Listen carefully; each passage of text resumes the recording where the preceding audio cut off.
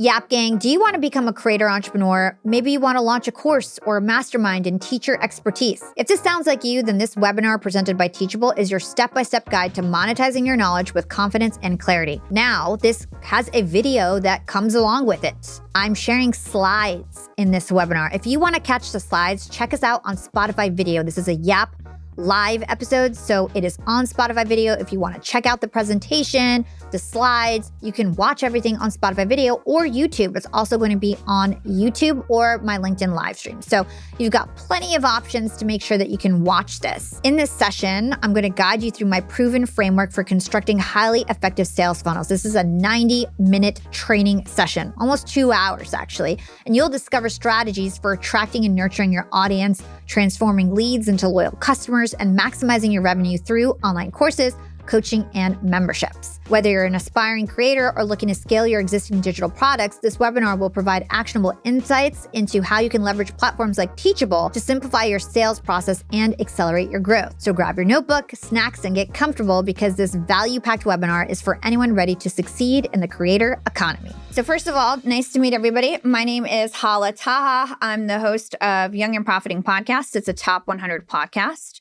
You guys can always find me in the top 10 in business and entrepreneurship on Apple and Spotify.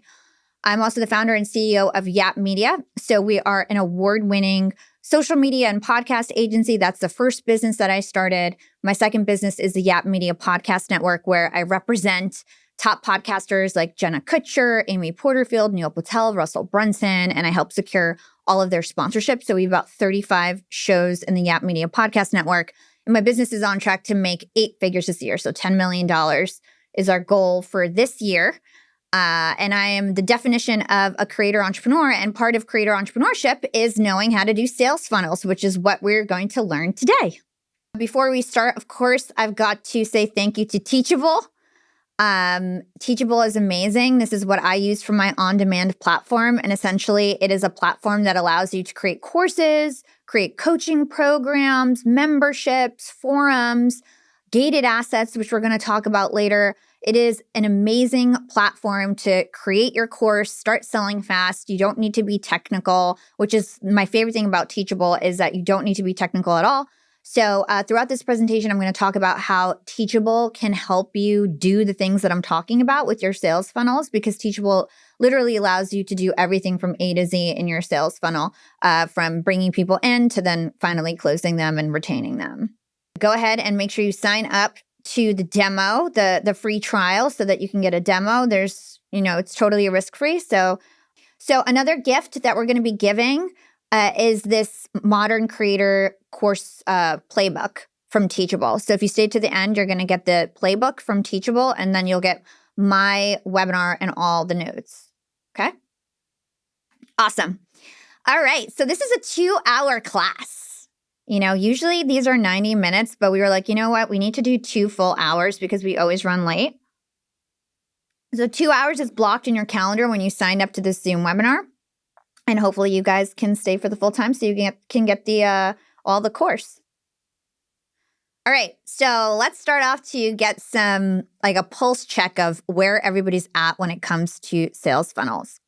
So if you're a brand new beginner, you've never done sales funnels before, this is the first time you're really learning about it, you've never really had a funnel before, type 1 in the chat. Okay, lots of ones. Struggling to scale, type 2 in the chat. Okay, you have a sales funnel. You're not a millionaire yet. Maybe you've made a couple $100, a couple $1,000. You haven't made 6 figures or 7 figures through your funnels yet. That's a 2.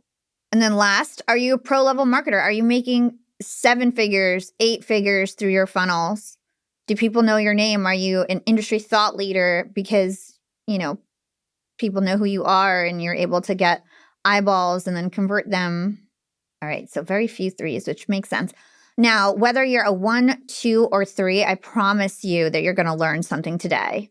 So some of it, if you're a 3 or a 2, maybe some of it might be a refresher, but I guarantee you're going to learn a lot of new ideas in today's presentation. Okay, so let me talk to you about why I'm qualified to talk to you about sales funnels and ramping up your sales funnels. Let me explain to you one of the first sales funnels I did that's actually related to courses. So I launched a course about 2 years ago. And so before I launched a course, I was just a content creator. And so for 2 years, I did nothing but provide value to my audience. I just grew an audience and I just always provided value. I had my podcast, and so I'd interview all these experts and just talk about general entrepreneurship. And so people would ask me questions over and over again in my DMs and in my comments. And so I started to provide value for free. And I started doing live Q&As on LinkedIn Live where I would just literally answer whatever question anybody had. Clubhouse was kind of, getting big at that time. And so I would do all these like Q&As on Clubhouse and answer people's questions. And eventually I realized, I need to start a course because I'm repeating myself. I am basically giving everybody the same information all the time. I need to put all of my knowledge in a course. And I decided to develop a 2-day masterclass to sell my expertise to my audience. Okay. So a lot of you might relate where like people are asking you the same things over and over again. And so because I had an audience already and I basically hadn't sold to them yet, when I first launched my course, it was like an immediate success. I launched a pilot course, the class filled up right away, and it was very easy to convert people. And it was an $800 course to begin with, and it was basically half the price that I wanted to charge from my first iteration. I was testing it, and I wanted to make sure that people actually would pay. And the first few iterations of this course was really easy to sell. And I thought, oh, this is awesome. This is just going to keep having a flywheel effect, and I'm just going to, every month make all this money. But all of a sudden, by the 4th, the 5th, the 6th time that I was doing the courses, the sales plummeted. Suddenly, it felt like it was so hard to get people to sign up. And I would get half as many signups as I used to. And people weren't converting like they used to. So I was like, maybe the course is stale. Like I didn't really know what was going on. And then I thought, okay, I'll try paid ads. And if I do this, hopefully I start getting more results and more people can see my stuff and then they'll buy from me. So I started doing paid ads and I spent $30,000 on a paid ads campaign. And what happened is that even though people saw the ads and they might sign up to like, one of my events or something, they didn't convert. They didn't trust me enough. They weren't converting. And so I lost $30,000 and I still didn't have more signups from my course. Okay. So my aha moment was when I started to evaluate the problem and brainstorm next steps. So I needed a way to condense the sales cycle. I needed a way to get people to trust me fast. I needed a way to share my knowledge, get people to be curious. I needed reciprocity. I needed goodwill. I needed to have people, want to help me because I help them. I also needed a way to sell one-to-many because I can't, take, 100 calls for people to join my course. I also had no more money to test. I wasted $30,000 and got no signups from a paid ad test. I didn't want to waste more money. I didn't want to spend more money. I didn't want to be super salesy, and I wanted to maintain my authenticity, okay? And I realized my sales funnel was totally broken. I was not warming up my leads with mid-funnel activities, and that's why my sales funnel was broken. So looking back in hindsight, I realized for 2 years, all I did was provide value to people. All I did was hop on LinkedIn Live and answer LinkedIn advice, go on Clubhouse and answer LinkedIn advice, write posts, DMs, comments. And so essentially I had warmed up hundreds and hundreds of people to be ready to buy my course without having mid-funnel activities because I was just doing it slowly over time, okay? But now that I had run out of those leads that were already warmed up, I needed a way to quickly warm up people who didn't know me well, who didn't know about my expertise, who didn't know what I was worth in terms of what a course from me would be worth, right? So my middle funnel was broken, okay? So let's go through the sales funnel as like a first like basic run through of this. You're going to see this a bunch of time, okay?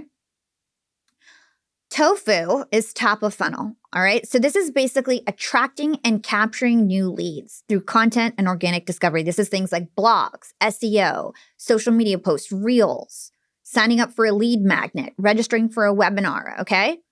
And the goal of this is typically to collect emails. leads, all right? You always want a way to reach out to your target leads in multiple ways. And we're going to talk about email in more detail later. And then you have middle of funnel. This is where you warm people up. This is where you take them from cold to sold, all right? So this is nurturing them. This is telling stories. This is talking about transformations. This is talking about problem solving, solutions. This is essentially building the trust. People need to trust you if you want them to give you their money, okay? So this is more long form content where they really get to know you. Podcasts, YouTube, things that have video where they can see your face and build that trust, right? Video enables you to build trust much faster than other types of content forms. This is things like free workshops, webinars, like the webinar that you're sitting in here, educational newsletter, anything that has to do like with deep education, right?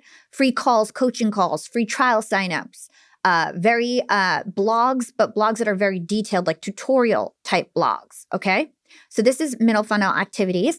And then bottom of funnel is where you're converting people. This is where you've got to have an irresistible offer, where you're going to have promotions, testimonials, limited time offers, guarantees. You're going to play into scarcity and make people feel the urgency to buy from you and things like that. Case studies, testimonials, all that kind of stuff is really important for the bottom of funnel to get people to actually convert. Okay, so this is your sales funnel that you got to get used to, and you have to have tactics for each one of these buckets. And we're going to go over strategies for each one of them today. All right. So let's talk about some mid-funnel activity examples. And we've got webinars, newsletters, blogs, workshops, podcasts. I was mentioning them before. And then here are the ones that I decided to focus on. So the key thing to understand is you don't have to do all of these, right? What are the ones that speak to you? Which ones do you feel like are going to be most effective for you? For me, I stick to webinars, emails, and podcasts. Something that I'm doing in the future is going to be blogs, okay? So let's talk about my journey to sales funnel mastery. So how did I actually learn about sales funnel mastery, and who are you going to learn from today? Because essentially everything that I know is from all the mentors that I've worked with. So on my top 100 podcast, Young and Profiting, I have the privilege of interviewing amazing people like Jason Fladline, Russell Brunson, Rudy Mayward, Alex Hormozi, right? And in that hour, 2 hours that I'm speaking with them, I'm always talking about their sales tactics and their, creating offer tactics and things like that. The other thing that I always study is human behavior. So my podcast is sort of a general podcast for entrepreneurship. And one of my key topics is actually human behavior, because human behavior drives so much of business, marketing, and sales. It's really the secret sauce behind having a successful business and being a good seller, right? So I've interviewed people like Robert Cialdini and Chris Voss and Robert Greene. The other thing is that I've conducted dozens of webinars over the last 3 years. I would say I do about 12 webinars a year or more, maybe closer to 20 webinars a year. And so when you get your reps in, you get a lot of practice in terms of what's working, what's not working, right? I've guested on other podcasts. I've started an affiliate program. I've launched a course. And so I've got all these different types of funnels and so much different types of experiences related to sales funnels. And that's how I've basically put together this material. It's from my own experience and then learning from amazing people like Alex Hormozi and Chris Voss and so on. And so a lot of this presentation is going to have videos from some of those folks giving their best advice from my interviews. So what were some of the unexpected benefits from these mid-funnel activities? Number one is that it was a faster sales cycle, okay? So like I mentioned, when I first started selling my course, I warmed up my leads over years. When you have something like a webinar where you get personal contact with me, like I'm here live in the flesh, I'm looking at the chat, I'm answering your questions, I'm going over training live, I'm thinking on my feet, that's going to accelerate trust tremendously, okay? So basically, you can take people from 2 to 3 weeks of having to warm them up, or 2 to 3 months, or 2 to 3 years, to 2 hours, right? Where they're ready to sell and spend $1,000 or more with you because they spent 2 hours with you live, okay? So faster sales cycle. Another thing when it comes to mid-funnel activities is that I massively grew my email list, specifically with webinars, okay? So when you signed up to this webinar, what did you have to do? You had to put your name and your email. So every time I do a webinar, I get 2,000, 3,000 new emails in my email list, okay? These are people that I then can invite to my upcoming webinars. And again, it's that flywheel, creator flywheel effect that I was just talking about. The first time you do it, it's going to be really tough because you're starting from zero. But then your next webinar, you might have 500 emails that you can tell about the webinar and then keep trying to get more emails from social media for new registrants that are signing up to your webinar, right? So it compounds and gets easier and easier as you do it. So the webinars really grew my email list super fast, faster than any sort of lead magnets ever did, way faster, right? So I was able to really grow my email list, and that's a tremendous asset to have for your business, okay? And then next is that you get super sticky super fans. So even if people attend your webinars or live streams and they don't buy from you, like let's say they have some sort of objections that you didn't cover and they're not exactly convinced, they'll probably keep showing up and they'll be your biggest advocates. They'll engage with your content. They'll refer you to other people. And so what happens is that even if people attend your mid-funnel activities and they don't buy from you, they're going to start recommending you and engaging with your stuff. So either way, whether they buy from you or not, it is amazing for your personal brand and to grow your business, okay? Lastly, it's just getting your reps in. When you do things like a webinar or a podcast or a live stream and you're thinking on your feet, you just become a better salesperson, a better communicator. Now, when I hop on sales calls and things like that, you take the things that you learn and teach other people and you use them in other situations. So it makes you a better salesperson, a better communicator. All right? Sorry, one second. So mid-funnel activities help you shorten the sales cycle to go from cold to sold. And they also helped me generate millions in sales and improve lives. And they helped me become a top expert in my niche. So I'm excited to teach you guys how to do the same today. All right. So today's promise to you. And by the way, guys, everything in this presentation is super meta. So you might be thinking like, man, this is a long intro, right? Just wait until I break down what I did in this beginning section. All right. So everything that I do is like on purpose and like super meta. So let's talk about today's promise to you. In the next 90 minutes, you'll get my exclusive blueprint for slaying your sales funnels to six-figure annual sales and beyond without major investment, complicated tech, or high-pressure selling, even if you're new to sales funnels or don't have a big following. Okay? So this is my promise to you. Are you guys ready to get into the material? Let me know in the chat. Let me know that you guys are engaged. I see a bunch more people joined in too, so if you guys want to drop the sign-up link. All right. Okay, let's go. All right. Emails are digital gold. I told you guys that we're going to talk about email now. All right. So let's break down the purpose of each section of this funnel. So first of all, top of funnel, like I mentioned, it's all about collecting email. Like that is your main goal. A lot of people miss this. All right. A lot of people are trying to go from Instagram Reels straight to the lead magnet, or just like straight to sales or whatever. If you don't collect these emails, you have no control, okay? You have no control over what you're selling. You're missing the biggest ROI opportunity that you have in terms of channels, right? So your top of funnel is to collect email. If you are not collecting email in your sales funnels, that's a huge mistake, okay? Middle of funnel is about building trust. Bottom of funnel is about making the offer. And then you're going to want to retain and upsell, okay? Because your best customers are your existing customers, okay? So you don't want to forget this last piece either. And we have a section at the end to go over that, okay? So what are the different types of lead magnets? There's a few of them, right? There's several of them. So ebooks, quizzes, checklists, calculators. Really, when you're thinking about your magnets, you always want to think about what problem are you solving? What are the problems that your customers have? And what can you create that solves their problem? And sometimes, most of the times, these are things that you've already created for your own business. So a lot of the times when you're productizing your expertise, you've probably been coaching, or maybe you have an agency, or maybe that your full-time job is related to this and you work at a company. And there's things that you already have that solves the problems that you help other people do. So for example, my social team, I made them a checklist before posting. Now I can give that checklist as a lead magnet, right? Or there might be some sort of calculator we use to calculate social media engagement. Now we can convert that into a lead gen magnet, right? So you want to think about what are the things that you already have in your business that you're already using that helps you solve problems, and then create that into a lead magnet, okay? And then the other sort of lead magnet or things that can help you collect email, like I mentioned, it's not only top of funnel. A lot of mid-funnel activities help you also collect emails. So throughout top of funnel and mid-funnel, your goal is to collect emails, and in mid-funnel specifically, warm people up and get them to start to learn and trust you. So why is email so important? So first of all, you control the algorithm. So it's a direct line to your audience. So social media has shifted. Now everything is interest-based algorithms. So what does that mean? It doesn't matter how many followers you have. You can go viral even if you have 0 followers.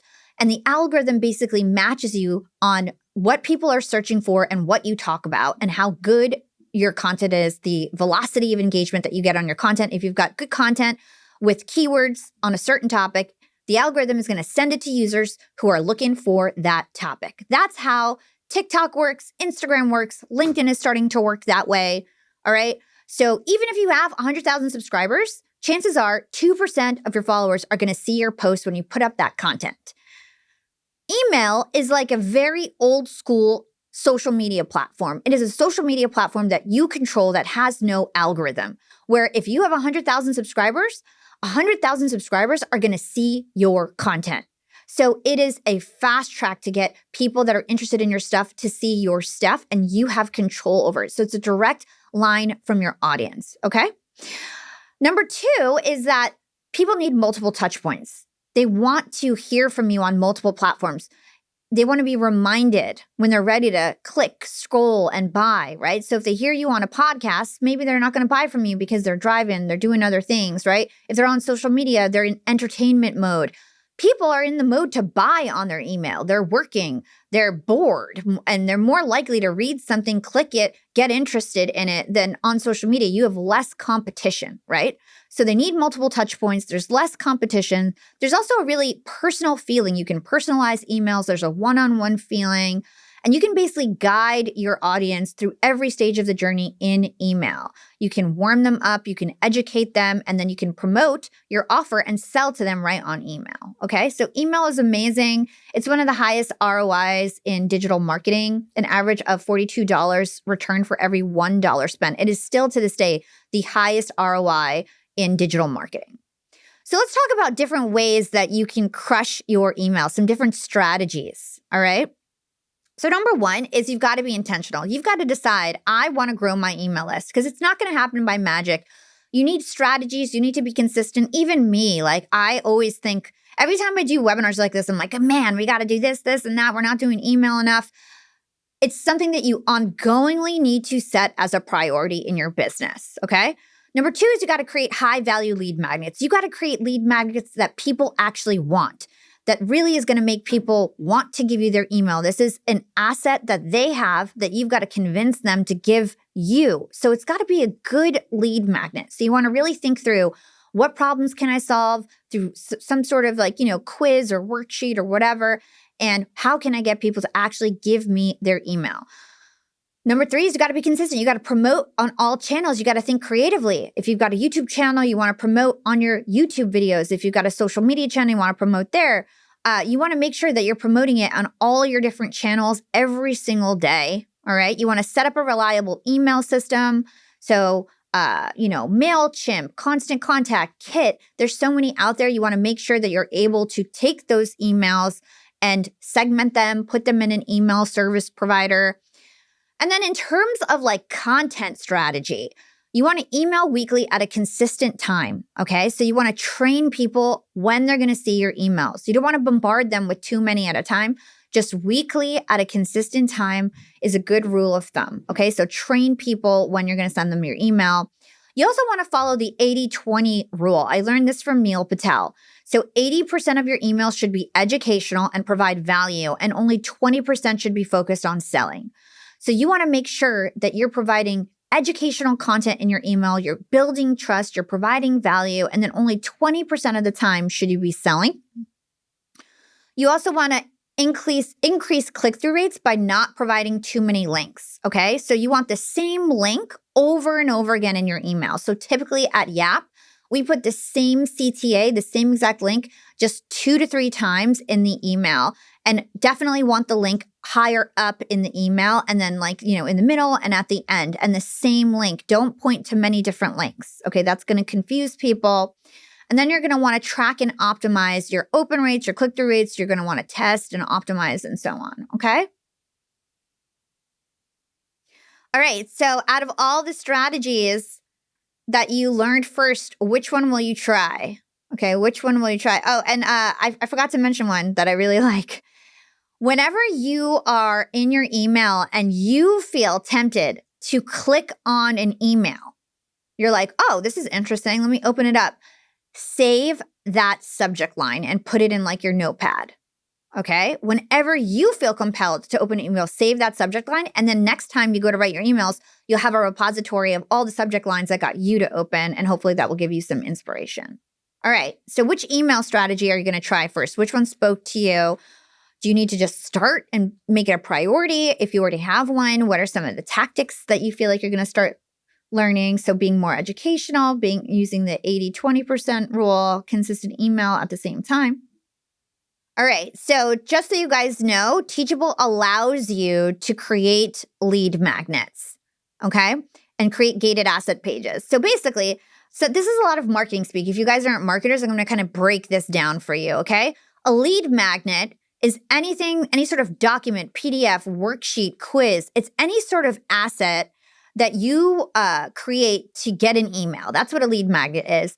And a gated asset page is when you have this lead magnet, you want to gate it with a form. So people can only get it if they type their name, their email, their phone number, okay? So that's what a gated asset page is. It's gating your lead magnet, and people have to enter their information into a form, okay? So Teachable lets you do that. You can basically upload anything, a PDF, a worksheet, a spreadsheet, whatever it is. You can upload that, and then it will create a splash page in your sitemap for your course where people can then download your assets. So if you sign up to Teachable, you'll be able to create these lead magnet pages really easily. And then you can also plug it into your email service provider. So if you've got MailChimp or whatever, you can plug it in. You can also embed your lead magnet form into your WordPress website or whatever website you have. So it lets you do all these integrations. All right, so let's talk about slaying your messaging.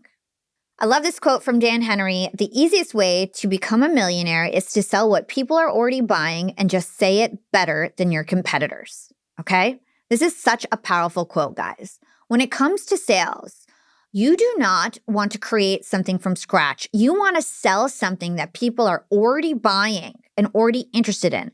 And you need to just figure out how to market it better, how to convince people that you're the number one person that they should buy from, that you're the preeminent business in your industry, right? You need to learn how to say it better than your competitors, which is what we're going to go over today. It's all the sales psychology and how to convince people to buy from you. So one of the key things in sales funnel is this concept of hook, story, offer, okay? The hook, story, offer framework is used to strategically throughout the buyer journey to attract attention, build trust, and convert prospects into customers. Now, a hook is what gets people in. It brings them into the funnel. And it not only brings them into the funnel, something that I'll just build this out really quick. Something that I want to call out is that hook, story, offer is what you use on every single marketing asset that you have. It is how you bring people throughout the whole funnel. It is also how you bring people through every video, every blog, every post has a hook, story, offer, typically if you're selling, right? So hook is how you bring them into the funnel. Story is how you build rapport, you highlight the problems, you position yourself as a solution, you help nurture the lead. Okay, so story is about nurturing, helping show the transformation, getting them really bought in and trusting you. And then offer is the clear call to action. And this is where you want to incentivize them to actually purchase. Okay, this is the conversion. Now, like I mentioned, hook, story, offer can be used throughout the sales funnel. It is the framework of the sales funnel itself, right? So tofu is hook, mofu is story, bofu is offer, but then you want to use it throughout each bucket, okay? So for hook, story, offer, for top of funnel, your offer is going to be the lead magnet to get the emails. For hook, story, offer, for the middle of funnel, your offer is going to be booking a webinar, a discovery call, a coaching call, whatever the mid-funnel activities is. And then for bottom of funnel, it's going to be buying from you, okay? Your irresistible incentive to actually buy. And then, like I said, even more granular, every post, every web page, every video is going to have hook, story, offer if you're selling. And if you don't have that, it's not going to be effective, okay? So you need to think about that. Like I mentioned, you guys are going to get the entire presentation if you stay to the end. So this is not something you need to memorize, okay? But in general, when it comes to these hooks, for top of funnel, this is all about getting people in, grabbing their attention. So this is shock, this is curiosity, this is asking a question, this is mystery, surprise, intrigue, right? So top of funnel is like capturing their attention. And it's also qualifying them, right? What are you going to ask or say that's going to bring in your exact leads or get them interested or let them know if they're a fit or not? It's also about qualifying them. So middle of funnel, they're already qualified, and it's more about warming them up, getting them to understand your offer, how you solve their problem. So this is about stories. It's about pain and then going through the solution. It's about showing your social proof. It's about how-to, educational content, how to do this, different tutorials, having a challenge, right? So this is all about solution and proof, okay? Solution and proof. Now, bottom of funnel is all about getting people to take action, okay? This is about convincing them and not letting them have the time to talk themselves out of doing it with you, okay? So this is about scarcity, urgency, having guarantees, reducing the risk, showing some transformations to kind of push them over the edge, all right? So bottom of funnel is about condensing the time that they have to make a decision, making the decision as easy as possible for them because you've got promotions, you've got proof, you've got guarantees, and it makes the decision really easier for them. Next is retention. Like I mentioned, your best customers are your existing customers. So how are you going to foster community? How are you going to love on your customers, serve your customers, make them feel like they want to keep buying from you? We're going to learn about dating your customers later on. How are you going to make them feel like everything is exclusive? How are you going to make them feel like a tribe, like they're part of a community that they would never want to leave, right? So what are the ways that you're going to retain, love your customers, make it more of a community, and start to upsell them to your different offers, okay? Okay, so we went over hooks. Now we're going to go deeper into stories, all right? And let me know, are you guys engaged? Are you guys learning right now? Let me know in the chat. All right, so let's talk about 5 types of stories. First of all, we've got the hero story, all right? So this is your origin story. Why are you the expert in what you're talking about? Why should people trust you? Why should people buy from you? What struggles did you overcome? How can you become relatable? How can people connect with you so they feel like, oh, Hala was there, I was in that same place and she got out of it, so I better listen to her, right? So what's the emotional connection to you? How are you going to establish that, okay? Number 2 is character profile, character story. So essentially, this is a high-profile testimonial from a respected figure, all right? Now, you're not going to have every single type of story. Character story is pretty advanced, right? You need to be pretty top of your field to get a celebrity or something like this, right? But now, for example, I've been doing this for 10 years now. I've got stories from Russell Brunson being a part of my network and saying he never made ad money and now he's with me. He makes advertising dollars with me. So as you go on and you get your feet wet and you start getting more and more students and clients, you will start to get character stories. So essentially, it's somebody who's really trusted, who reinforces your authority and trustworthiness, okay? And anytime you work with a big brand or a big name, you're going to want to put that everywhere because people will associate your brand with the bigger brand and your brand will become bigger, right? So if you've ever worked with big companies, you want to plaster that all over your LinkedIn. You want to put that in your decks, if you've got pictures with celebrities or clients that are high profile people, if you guys noticed in the beginning of this presentation, it was me with Alex Hormozi and Russell Brunson and all these famous people. It helps elevate your brand and status when you've got other people's brands associated with yours, right? Big results story. So this is a compelling case study of somebody who achieved extraordinary results from your products or using your method. So it's the full potential of what's possible. So this is somebody who got a huge result from your product, from your course, okay? Initial results story. This is what's going to help people take the initial step to buy, right? A lot of people just have limiting beliefs. They don't believe that they can do it. So this is the type of thing where somebody just got like the first part right. They were able to take the first step, right? So quick win story, highlighting how somebody after implementing your teachings saw immediate tangible improvements. So proving that your system works even if you're a beginner, even in the first step, okay? So like a first step type of a story. And then an inspirational transformation story. So this is something that goes beyond even what you sold. So right, let's say I want you to take my LinkedIn course so that you can go viral on LinkedIn, okay? Now, let's say you end up going viral on LinkedIn and that leads you to becoming an entrepreneur. And now you were able to quit your job, become an entrepreneur, and you started an 8-figure business.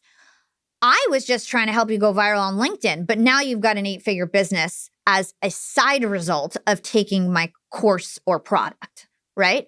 So it's something that transforms somebody's life beyond what you just sold them. That's what a transformation story is, okay? So you want to think about what stories do you have right now? What kind of stories can you put in each one of these buckets? And you want to start organizing that and start using that in your materials at different stages of the funnel, okay? A lot of it is going to be mid-funnel. That's where a lot of the stories go. But some of it is going to also be top of funnel, like your hero story might be top of funnel and things like that to get people started to be interested in what you're doing. Okay, so let's go over the hero story in depth. This is something that everybody should have for their offer. All right, and so this is Russell Brunson's framework. I didn't create it myself. And it's also known as the Epiphany Bridge story. So first of all, what is your relatable start? How can you mirror your audience's starting point? How can you make yourself relatable to them so they feel like you were once in their shoes and you're the expert that can help them overcome the problems that they currently have? Number 2 is setbacks and struggles. What were your challenges? People need to feel your pain. People need to know that you were not perfect, that you're not better than them, that you also once struggled. Okay, so first you need to know like what were your different challenges that you had. People will trust you when you show your vulnerability and your pain, okay? Number 3 is your aha moment. What did you discover? What was the framework that you discovered, the thing that was missing, the gap, right? Then 4 is the solution. What method did you use to actually overcome these obstacles? You figured out what the problem was. What was the solution? What is your framework exactly? 5, proof of success. Who did you help, right?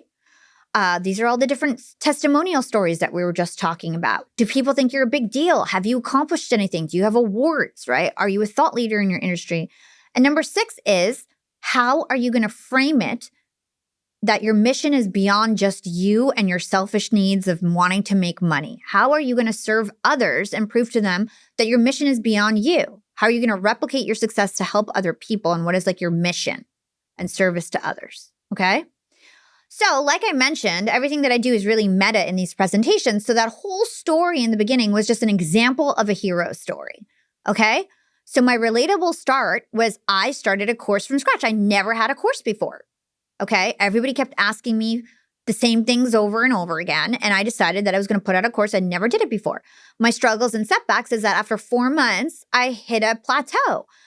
It was really hard to convert new leads from social. Now, this is relatable in multiple ways. If you're an existing influencer, it could be relatable if you have trouble with your sales right now. If you have no influence, it's also relatable to you because essentially I was starting from scratch. I had to create new leads that I needed to influence and warm up, right? My aha moment was I realized I needed to warm up my leads, that it wasn't just going to magically happen even if I did a whole bunch of paid ads or whatever and got more eyeballs. I needed to actually do something different, which was mid-funnel activities. The solution is my framework for mid-funnel activities that I'm going over right now with you guys.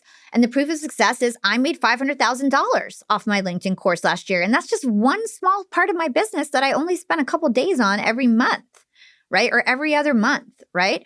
So I made $500,000 changing through this change that I made with mid-funnel activities. And now I also get paid to conduct webinars. So for example, the reason why you're getting this $1,000 course for free is thanks to Teachable. They're paying me to do this for you guys, right? So I even get paid to conduct webinars and things like that because I got really good at my mid-funnel activities. And lastly, now I spend time teaching how you guys can do it as well, right? So that's my service to you, is that I'm spending this time teaching you guys how to do this, and I'm not holding back on everything that I know. All right, so let's talk about Russell's hero story. Now, this is the first video that we're playing. So if you guys can't hear it, let me know. I've teached whole classes on Epiphany Bridge. Basically, Epiphany Bridge is what is the story about how you got introduced to the thing that you're going to be sharing during the presentation, right? So if you're doing a presentation showing how you how someone's going to start their own podcast, then the first 15 minutes of my presentation is where I'm telling the story about how I discovered this new opportunity I'm about to reveal to them, right? So the webinar is all tied around the new opportunity like we talked about earlier. So I'm going to tell this Epiphany Bridge story, here's a story how I discovered this thing. I was just like you 5 years ago. I went through this thing. You're telling the story that you went on and how you discovered this thing. I always tell people, when someone's coming to your webinar, they're looking for a result. When they're buying a product, looking for a result. And typically when they come to you, this is not the first time they've tried to figure out that result, right? So a good example, I bought a company last year, a women's weight loss company. And I remember the owner I bought it from her, she said that the average woman in America goes on 8 diets a year. Wow. 8. Isn't that crazy? And she said, and so when you look at that, if I assume that someone's coming to my webinar and they've never thought about having been on a diet before, I'm dumb, right? They come to mine thinking that they never thought about a funnel before. I'm wrong, right? So I have to show them what is my new opportunity that's different? They tried 8 diets this year to lose weight. None of them worked. Why is my new opportunity different than these? Why is it different? Right? So I'm going to tell my story about hey, I was just like you 5 years ago. I tried the paleo diet, the keto diet, I tried these things. I'd have little successes and I'd crash and burn. How many of you guys done before? You tried the same thing, right? Yeah, I had the same problem. Mm-hmm. And so I went on this journey and I found something that was completely different than what anybody was talking about online. And it was this process called blah, blah, blah, whatever your process is, right? And this is where I tell that whole story, how I discovered it, what it looked like, and the result I ended up getting because of it. And then basically I tell people then, I went through and I figured out a map. I have this map, and what I'm going to teach you on the rest of the webinar is this map and how you can use it to have the same result I had. You guys ready for that? And they get all excited. And from there I transition to the actual teaching part of the presentation. This is something that you want to include in your web page, on your webinars, and it's essentially your promise for the transformation, okay? And so this big promise it's like a formula. So number one is you want some sort of specific measurable outcome. Maybe it's the timeline, the goal, the revenue target, or all three, right? So how can you be specific and measurable? In 4 weeks, you're going to get this transformation, right? So I have, for this specific presentation, in the next 90 minutes, you'll get my exclusive blueprint for slaying your sales funnels to 6-figure annual sales and beyond without major investment, complicated tech, or high-pressure selling, even if you're new to sales funnels or don't have a big following, okay? So essentially, you are trying to handle the doubts and objections. So even if you're new to sales funnels or you don't have a big following, so there's the objection there, okay? Specific and measurable, 6-figure annual sales. Unique approach, my exclusive blueprint for slaying your sales, okay? You also want to focus on the end benefits. So you don't want to say, in the next 90 minutes, I'm going to go over this slide. I'm going to have a technical difficulty with the video. I'm going to have you write notes. You're going to have to do this. You're going to have to do that. You don't want to scare people with the work. You just want to tell them in the next 90 minutes, you're going to know how to slay your sales to 6 figures and beyond. You don't want to tell them about the work involved in it. You don't want to scare them away, okay? And then you want to show speed, okay? So in the next 90 minutes, which is a really short time, another example of this is learn everything I learned in 4 years in the next 90 minutes, right? So any way that you can show that there's speed in what you're doing and that you're going to, this is a shortcut for them is going to help. So this is just something that you should have in your repository of messaging materials to integrate into your webinars and your website and even your social posts or your bios and things like this, okay? So you want your big promise. So here's a quote from Kathy Sierra. She says, "Don't sell better cameras. Help your customers become better photographers, because when they become better photographers, they're going to want better cameras." So what does this mean? It means don't focus on selling, focus on teaching, focus on helping people become better at what you're teaching, right? So you want people to become better photographers. You don't want to sell them better cameras. So here is a video from Josh Kaufman. I'm going to unmute. When we feel like we're being pushed into making a decision or pushed into doing something, this is an idea called reactance. Like there's an automatic desire to push back. So think of the stereotypical really bad used car salesman who's just trying to sell you anything as long as you buy it today. It pushes customers away from you instead of pulling them towards you. The best position that you can find yourself in is positioning yourself to the customer as an assistant buyer. You're not there to convince them of anything. You're not there to sell them a bill of goods. Your job is to help understand who they are, what they need, what would be beneficial. You have some subject matter expertise in this problem that they're trying to solve for themselves. And so your job is to be their assistant in making this very important, very valuable decision and finding whatever is best for them. Sales kind of has these icky connotations that a lot of particularly new entrepreneurs are very uncomfortable with, when really you can reframe most of that as you are making friends with someone you've never met before. You're trying to understand what would be good for them, and you're trying to help them make a really good decision, whatever that good decision happens to be for them. We talked about value-based selling, like really understanding what the customer wants or needs. And then there's a kind of a close technique called education-based selling, where it's you are helping the customer become a better customer of the thing that you sell. And so there's a quote by Kathy Sierra that I just love. She says, "Don't sell better cameras, help your customers become better photographers. Because when they become better photographers, they're going to want better cameras." And so helping people understand more about what it is that you do, it encourages them to want more. And when they want more, they're pulling from you instead of you pushing on them. Now, there are a lot of, call it structural barriers to making a sale. The classic objections, like, I don't have enough money. I don't know if this is worth it. I don't know if it'll work. I don't know if it'll work for me. And the best thing about those kinds of objections, you know in advance they're coming. They're always going to be coming. They apply to everything.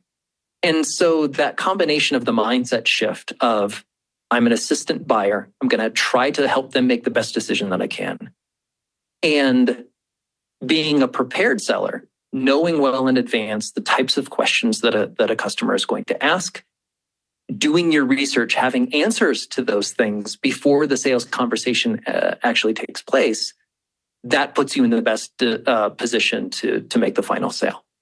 Let's talk about becoming an assistant decision maker or an assistant buyer. Okay, so a traditional seller is pushing a decision. It's trying to create pressure instead of partnership.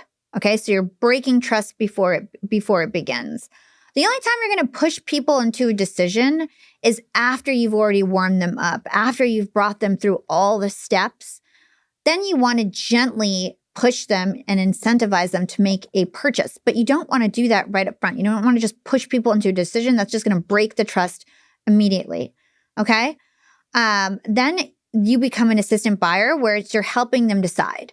You are showing up to support their decision-making. You're building long-term connection and trust. And sometimes that means you're not the solution for them. Sometimes that means turning them away or having them start with somewhere more of a beginner's place, right? So sometimes it means turning people away when it comes to helping them decide. Traditional sellers talk a lot.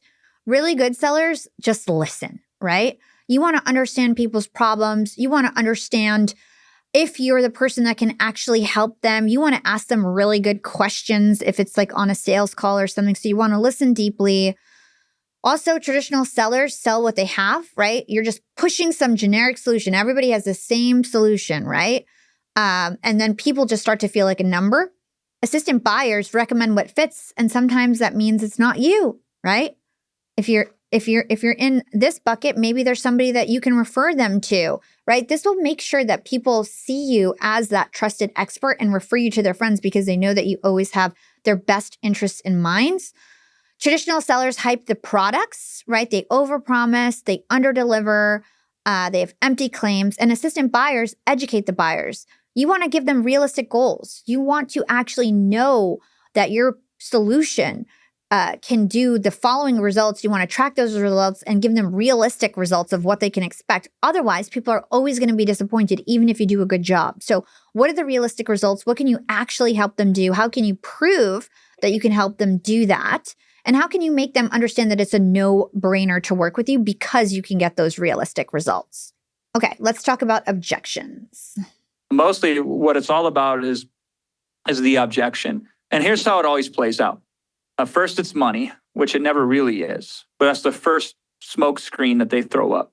I'd really like this, but it's too expensive. It's too much money. I don't have the money for this right now. 99 times that's a lie. So you learn that that's not truly the objection. But until you uproot that issue, you can't get past it. So we'll handle the price objection 5 or 6 or 7 or 8 or 9 times in 6 or 7 or 8 or 9 different ways. Now, we don't do it all at once, because if you drill down on something, it gets too boring. So we first address price. And then the second issue is always time, almost always time. I don't have the time to do this, or how long will it take? And so we'll handle that one 6, 7, 8, 9 different ways, right? And then the real one, almost always the real objection is neither time nor price. It's always belief. I don't think I can do this. I'm deficient in this way. I'm limited in that way. I'm going to fail. And that's where we really spend most of our time. And they're initially excited. And then they're like, but wait, I got to consume it all. Oh my God, that's going to take a lot of effort. And they will feel very uncomfortable if they don't consume all of your information, even though they can't. It's going to be too much, and it's not a good way of doing it, right?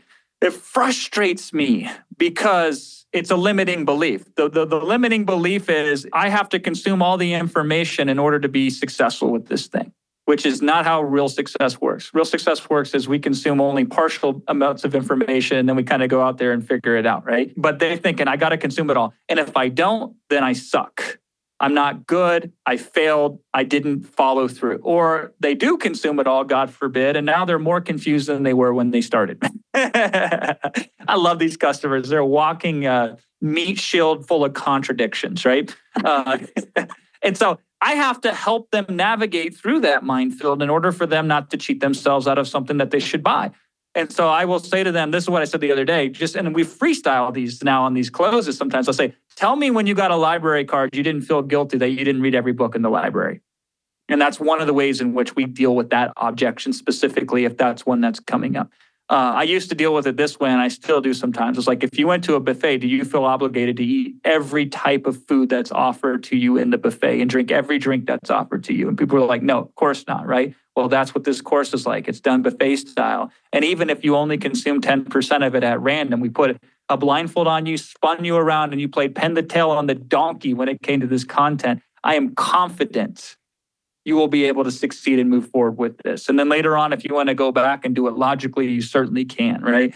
So these are beliefs. And again, I have 2 or 3, I gave you 3 ways just to deal with that one stupid little tiny belief. But we cycle through all of these. And then there's product-specific objections too, right? Where it's, can I use it this way? Will I have access to it over here? I'm I'm international. Will it work for international folks, et cetera, et cetera?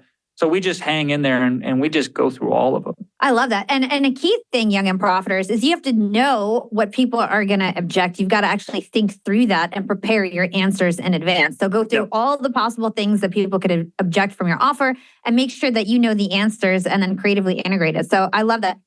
So Jason's awesome. So Jason is known as the $100 million webinar man, or $250 million webinar man. That's what he's known as.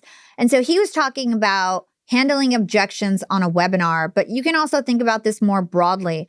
You want to help overcome objections throughout all your different marketing materials, okay? And so one of the things that you want to do when you're thinking about, let's say, launching a course is like, what are all the reasons why people wouldn't want to do my course? A lot of the, like Jason said, a lot of it is time-based. A lot of it is people make the excuse they don't have money. That's usually not the case. Usually the actual real reason is that they don't believe they can do it. And so a lot of your communications has to be showing people how they can do it and convincing them that they can take the first step to transform and that they're capable of doing it. So like we mentioned, a lot of this whole presentation is going to be available for you guys. But let's talk about some of these objections really quickly. If somebody says it's too expensive, really what they're saying is that they might waste money and that they might not be able to achieve what you're saying. They're not convinced they're going to actually achieve it. Because if they did, it wouldn't be too expensive. It'd be worth the value. So you need to really focus on value, okay? If they say they don't have the time, maybe what they're really saying, or most likely what they're really saying, is that they're afraid they won't follow through. They're overwhelmed. So this is why you don't want to scare them with too much information, right? In terms of the process, you want to handhold them on the process. You don't want to scare them away with too many steps and too many things to do and too much work. So you want to simplify the process, make it seem as easy as possible. And this might seem manipulative, but it's actually not. It's in their best interest to take your course or product if you have a good course or product. So you're going to want to make it seem as easy as possible so they actually take this journey from you. And then if they think it's not going to work for them, they're afraid of failure. So you want to share a lot of relatable success stories.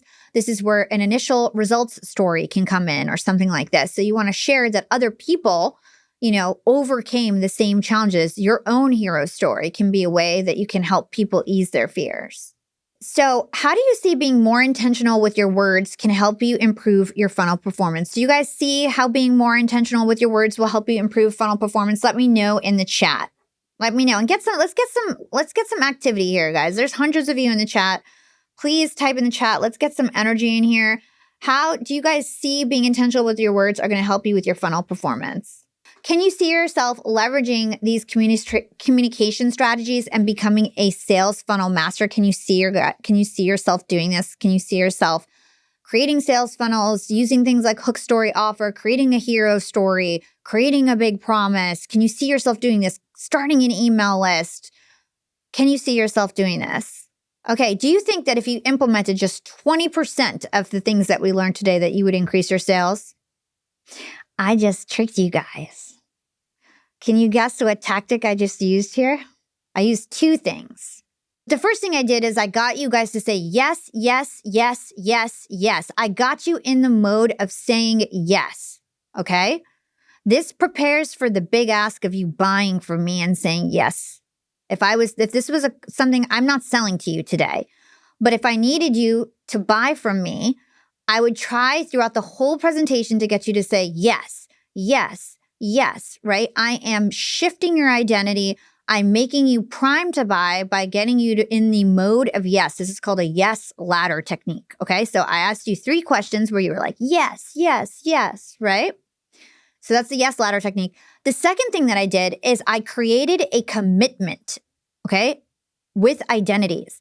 Are you willing to use this in your materials? If you implemented 20%, can you see yourself doing this? Can you see yourself transform? Okay? I am taking your impoverished identity and I'm helping you transform on this call to become a sales funnel master. The reason why you joined this call is because you thought you were bad at sales funnels or you had some improvement to do with your sales funnels, right? So me always asking you, can you see yourself doing this? Do you think you can do this? Doesn't it seem so easy? What did you learn? These are ways to transform you on the call. So that's what I just did there. I'm nudging you from your current identity to a better one because like Jason Fladline said, most people are not buying from you because they don't believe they can do it. It has nothing to do with time. It has nothing to do with money. They believe that they can't do it and you need to shift their identity. If you guys haven't yet, sign up to the demo. And I want to know right now, I'm not going to ask you again about this. I want to get through the material. If you sign up for the demo, type yes in the chat. I want to see hundreds of yeses right now. We're in the mode of yes, right? There's no cost to this. There's no credit card. It will help incentivize you to actually get something done, being signed up. If you want to take it to the next level, I'm going to tell you all about how Teachable can help you do these things. We still have upsells. We still have bottom of funnel and retention to go over. We have 2 parts left. We have about 30 minutes It might be a little bit more than I would try my best to finish in 30 minutes. We did have a technical difficulty. Okay. Put the link in the chat, guys. Please, if you sign up, type yes right now. This is basically a $1,000 course that you're getting for free. And the way to think Teachable is by signing up to the free trial. Okay. It's a free trial. There's nothing to lose. If you guys stayed till the end, like I said, we've got about 30, 45 minutes left. You will get the Creator Coursebook. You'll get this whole presentation and all the notes in the slides.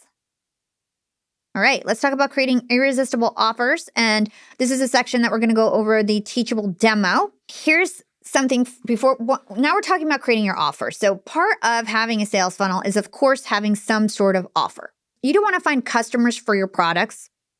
You want to find products for your customers. When it comes to creating an offer, you never want to create demand. You want to channel demand, okay? You want to sell what people are selling and say it better.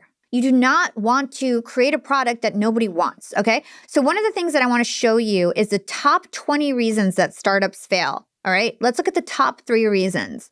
No market need, 42%. Ran out of cash, not the right team. Now, the second and third buckets are all because you don't have money because nobody wants your product, okay? So whenever you're thinking about starting a course, you really got to think about, are people already buying this? Don't reinvent the wheel. Sell something that people are already selling and say it better. So you have to work on the right idea. Like I just said, 42% of startups fail because of lack of market demand. So you want to ask your community what they want from you. You want to pay attention to what people are asking you over and over again. All right. You want to test your idea. Remember, I told you I started my LinkedIn masterclass with a pilot, half price. Let me see if I can get people half price to buy it. Then that means I could probably get double the price if I improve it a little bit and get some feedback. So you want to work on the right idea. And let's talk about turning your expertise into a course. For the sake of time, I think I'm going to skip this video. You guys can watch it on your own time. It's Jenna Kutcher basically explaining how she started a course. And it's very similar to my story in terms of people were asking her how to do the same thing over and over again. And so she decided to create a course. So you can watch this on your own time. It's a great clip. And we're going to talk about launching your course. So how do you launch your course? Before we do that, I want to ask you, like I mentioned, I started my LinkedIn course because I was a LinkedIn influencer. And then everybody always asked me for LinkedIn advice. For a long time, I gave away the advice for free. And then I was like, I keep repeating myself. I keep giving the same advice. I need to put this in some sort of a course so that if people ask me, I can just point them to the course or they can sign up to the course and I can monetize it, okay? So what do people ask you for help with, okay? And think outside the box. It could be like, you could be in marketing, but people always ask you for fashion advice, right? What do people always ask you for help with? Type it in the chat right now. Tech tips, writing advice. Life advice, okay. Maybe it can be a life coach, career advice, how to organize. I love that. ChatGPT, AI, yeah. That's hot, guys. AI is super hot. Insight to solving problems, healthy eating, entrepreneurship. Awesome. Yeah, so this is a precursor of your course or your membership or your coaching program, okay? That is where it starts. Establish your expertise, okay? What do people always ask you for over and over again? What advice are you giving over and over again? Then you want to define the change with your course. What is your transformation, okay? This is so important. This is your big promise, okay? You want to define your big promise. What problem are you solving? What is the clear end result that they're going to get from your program, your coaching service, so on? What is the transformation? Then you're going to want to outline the framework. What are the 3 to 7 steps? Don't go over 3 to 7 steps. That will be too overwhelming. What are the 3 steps, the 3 stages, the 3 pillars, the 5 pillars, the 5 steps, the 5 stages? What does the transformation look like? What is the journey you're going to take them on? What are they going to achieve by the end? What do they have to learn to get there? And this essentially then becomes your curriculum, whether it's a coaching program, whether it's a membership program or an on-demand course or a live course. This is your curriculum. Every, module or lesson is your pillar, okay? So we have an example of this. It was the sales funnel framework, TOFU, MOFU, BOFU retention. That's the framework of today's course, right? That was the framework. So you want to think about what your framework is, and then that is your agenda, okay? Then you want to choose a format. Are you going to do pre-recorded? Are you going to do live? Are you going to do hybrid? Are you going to have videos? Are you going to have quizzes? Are you going to have worksheets, right? How are you going to make it interactive? So you want to think about your format. What do you feel comfortable with? And then a platform like Teachable lets you do it literally A to Z, okay? Then you're going to create an irresistible offer. So it's taking whatever that format is, and then you're layering on bonuses, right? So a lot of those lead magnets that you use to bring people in the funnel will then become your bonuses, right? You can just add that to the course as a free bonus if the people didn't get it yet. Your risk-free guarantees. What are you going to guarantee them? What kind of testimonials do you have? Do you have a VIP access and things that are priceless? So if you say like, oh, and then you get a VIP coaching call with me once a month, those things are priceless. It's going to make your offer seem really valuable. This is called stacking your offer. How are you going to stack your offer outside of the course? What other things are they going to get where it just seems too good to be true? They're getting so much value from this course, okay? And then lastly, you're going to launch your sales funnel. This is essentially the playbook of what we went over today, right? So an example is having a lead magnet, getting their email, getting them to register to a webinar, making a sale, right? So you're going to have all these different sales funnels. Start with one and then keep building different sales funnels. Okay, so let's talk about the value equation in terms of irresistible offers. So value equation is all about the perceived value. So we were just talking about creating an irresistible offer as step 5 in the framework. And this is all about the perceived value of everything. People buy because they believe it's a shortcut to results, it's a transformation they can visualize, it's a future self that they want to become. So let's talk about the value equation. So the value equation is basically you want to increase the top of the equation, you want to decrease the bottom of the equation, okay? So when it comes to your messaging, you want to increase the dream outcome, increase the perceived likelihood of achievement, okay? So increase the dream outcome. This is about speaking in outcome, not talking about the effort and the sacrifice. This is about the transformation and the dream, right? Like it's really about helping them envision themselves, shifting their identity, okay, in all your communications. Perceived likelihood of achievement is about reducing the risk of buying from you. So what does that mean? That means guarantees, that means testimonials, all those stories that I was talking about, exact results that people have gotten, your own results, okay? So making it seem like a no-brainer, risk-free, other people have done it, famous people have done it, and so on, okay? Then you want to decrease the time delay. You want to make it seem as simple and as fast as possible, that you're giving them a shortcut. You want to make it seem as easy and as effortless and as simplified and easy to understand as possible, okay? So you want to increase the top, you want to decrease the bottom, okay? So you want to speak in outcomes, you want to increase the likelihood of achievement, you want to decrease the delay in results and the effort it's going to take to get there. Okay, so we're going to talk about Teachable now. This is the Teachable Demo portion, and we still have BOFU and retention to go over, so make sure you guys stay tuned. So let's talk about what you can do with Teachable. So first of all, you can create online courses. So you can build and launch online courses. My on-demand course is on Teachable. You don't need any coding, and you can use AI tools to jumpstart your content creation, which is awesome, okay? You also can have digital downloads. So you can upload assets, you can create gated asset pages like we mentioned. You can upload different types of assets to your curriculum to support everything like worksheets and things like that. You can also include digital downloads for upselling purposes and bundles, and you can sell your digital downloads. So if you've got some sort of ebook, you can sell it on Teachable, which is awesome, okay? You can also have your coaching service on Teachable. So they've got calendar management. You can manage sessions, client progress with milestones. You've got an onboarding process that you can have in your coaching program in Teachable. Teachable is basically has a coaching platform that you can leverage. So if you want a coaching program, you can do that with Teachable. And then you can also have memberships. So if you have something that's more of like a wide serving community that you want to start, a subscription model, you can use your subscription member service in Teachable. You can create forums, communities, You can have flexible pricing tiers, free trial options, and so on. So you can also do your subscription memberships and community forums within Teachable.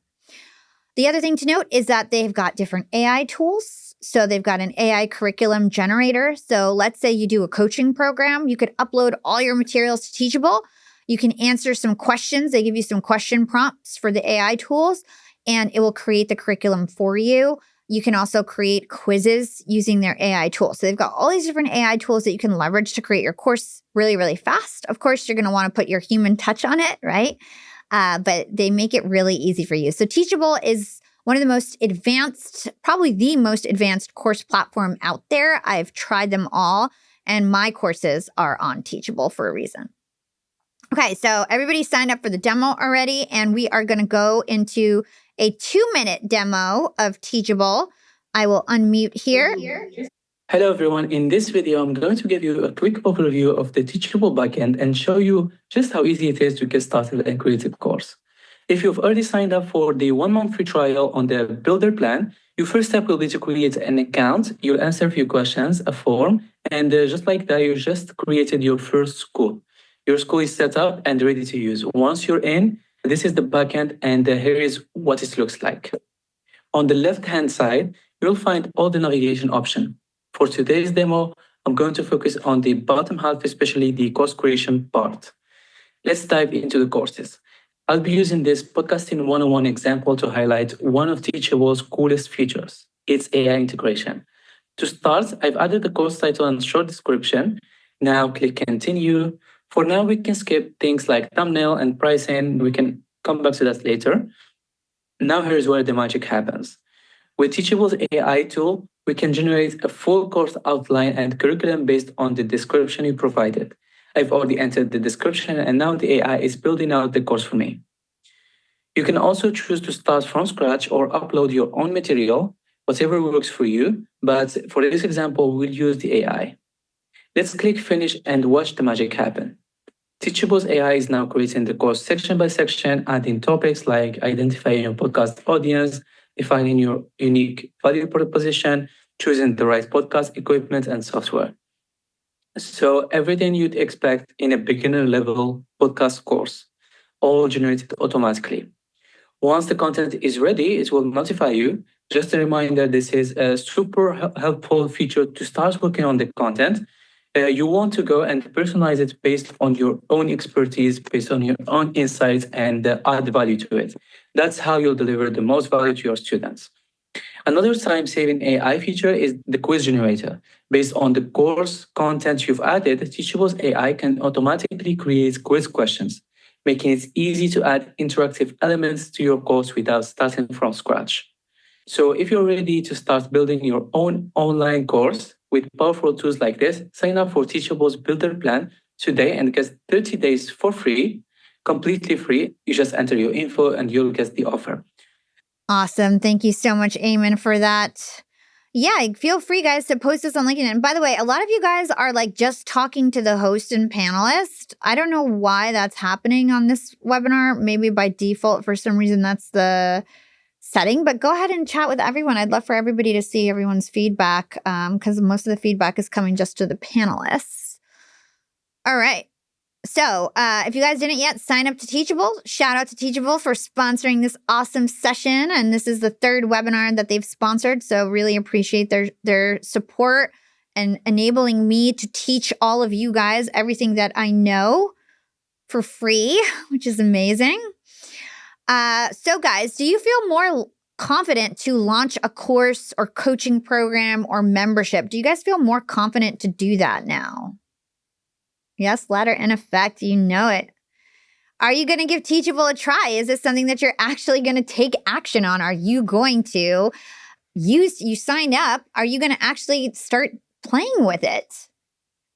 I have to tell you guys, all of my companies started really small, like really, really small action. I started my network by creating a PowerPoint deck that just like outlined my network. And then I would like pitch that around to podcasters. And then now I have like a $6 million business from like a PowerPoint I started, right?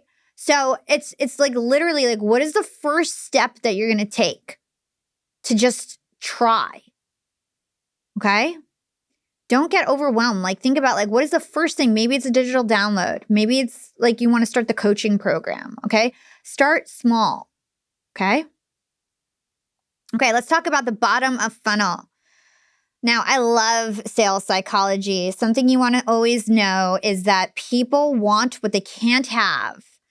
People want what other people do, right? They want risk-free decision-making. They want other people to think for them and make the hard decisions for them. People want exclusivity. They want things that people have, just a select few have access to. They don't want to feel like it's available to everyone. They want exclusivity. So you always want to keep that in mind with your messaging material. And so let's talk about some of the language that gets people to buy. This is, like I talked about, bottom of funnel is all about, like, you know, you warm them up, you show them the value, they know you're the expert. Now you're like, how do I decrease the time in which they make this decision and talk themselves out of this decision that's good for them because they don't believe in themselves, right? How can we make this a no-brainer for them and get them to actually click that buy button and give you their money, right? So scarcity. There's a limited supply. I've got a limited number of seats. There's a limited number of clients. So for example, if you've got a coaching services, I only can take 2 new clients a month. Okay? I only can take 2 new clients a month. I'm sorry, but that's the max. I'm going to give you this agreement. The deadline to sign is X. Right? If you don't sign by now, if you don't sign in 2 days, I'm going to give it to somebody else. I'm going to open up the spot because I only have limited number of seats, limited number of spots. Maybe it's, I'm only doing, like, for example, I've got a podcast course that I'm going to launch. I'm only going to launch it once a year. I'm going to tell everybody, guys, I'm launching this podcast course, which is true. I'm really launching a podcast course. And I'm only going to launch it once a year. And then you have to wait till next year if you want to do it. It's not going to be on demand. It's going to be live and it's a cohort. And I'm only launching it once a year. Okay. So you want to be scarce. The other thing that you want to do is a function of people, right? So how can you have social proof? Who has used your stuff? What are the testimonials that you have? What quotes can you get? What competitors are you working with? So how can you just make it a no-brainer? Somebody else made the decision for them, tried it, took the risk, did well. Now they don't have to worry about the risk, okay? Function of time. There's a limited only discount, seasonal discount, deadline to sign, kind of similar to the quantity. It's like just urgency, scarcity, right? So this is the language that gets people to buy. Now, let's talk about status. How many of you guys want me to go through everything versus how many of you guys want me to skip around? How many of you guys will stay 15 minutes later or 15 or 20 minutes later to go through everything versus how many of you guys want me to skip around? We got to, if anybody needs to go, there's going to be a replay. So if you have to go, there's going to be a replay, but try to stay. Try to stay so that you could just learn everything. Okay, we got mostly people don't want to skip. And by the way, you guys are still only messaging panelists. Please change to everyone so that everybody can see what you're saying. Okay? All right. So let me unmute here. Okay, so related to new opportunities, why is status and leveraging status really important to do a good job with that? Yeah, it's fascinating. In fact, I bet most listeners will argue with me on this or they won't believe it's true for themselves. But I promise you it is. Everything we do or we don't do in life is because it all has to do with status. Like if you do something, it's going to increase your status or it's going to decrease your status. So we do things because we hope it's going to increase our status, or we don't do things because we're feared that it's going to decrease our status. So for example, somebody sees a nice car, like, I want to buy a Ferrari. And the reason why I want to buy a Ferrari is because if I buy this thing, it will increase my status. My people around me will think that I'm better. So like that's what drives us to want to buy something, right? If I'm going to buy a course from somebody, there's two weird things, right? If I buy something from you, I'm taking money out of my bank account and giving it to you. So what happens immediately is my status is decreased because I'm losing money. But I have a hope that by giving you this money, it's going to increase my status by the result you're giving me, right? And so they're always weighing like, if I give you this, it's going to decrease my status temporarily. But by doing so, I will learn, I'll figure out this thing which will increase my status. Therefore, I'm willing to take that risk. So whenever I share this, people always laugh because they're like, well, I'm not that way. Like, I don't do things based on my status. And I actually had this conversation with my wife. When I was writing Expert Secrets, I had a whole chapter on status. And I asked her, I was reading this to her, and she's like, Russell, you don't understand. I don't look at it that same way. I'm like, what do you mean? She's like, I would never buy a Ferrari. Like, I would never do it. I'm like, why not? And she's like, if I had a Ferrari, she's like, my friends would make fun of me. They'd be like, oh, the mom's showing up at the pickup line, picking up the kids in the Ferrari. And I was like, okay, like, I kind of stopped and I said, So by you buying a Ferrari, for you, it would have actually been a decrease in status because your friends and people with the pickup line would have made fun of you, right? She's like, oh, I was like, yes, all the choices we're making is based on this weird thing of like, if I do this, is it going to increase my status or decrease my status? And so when I'm selling something or making an offer to somebody, I'm always thinking about that. Like by them giving me money, it's going to decrease their status, but I have to help them see the vision of like, over time, this will actually increase their status if they buy this thing. And status could be, they're going to make more money. They're going to lose more weight, whatever that thing is they're trying to get, right? And if they believe that the increase in the status will offset the decrease by paying you, then they're more likely to buy the thing. Mm-hmm. So status is an interesting one that's hard for a lot of people to believe. It dictates your choices, but 100% it is. From everything. Like think about like the people we date, the people we marry, the clothes we wear, like all these things have to do with how we perceive it's going to increase or decrease our status. It's kind of fascinating. It is so fascinating. Russell Brunson is the GOAT, by the way. He's my client also. He's amazing and gives the best advice.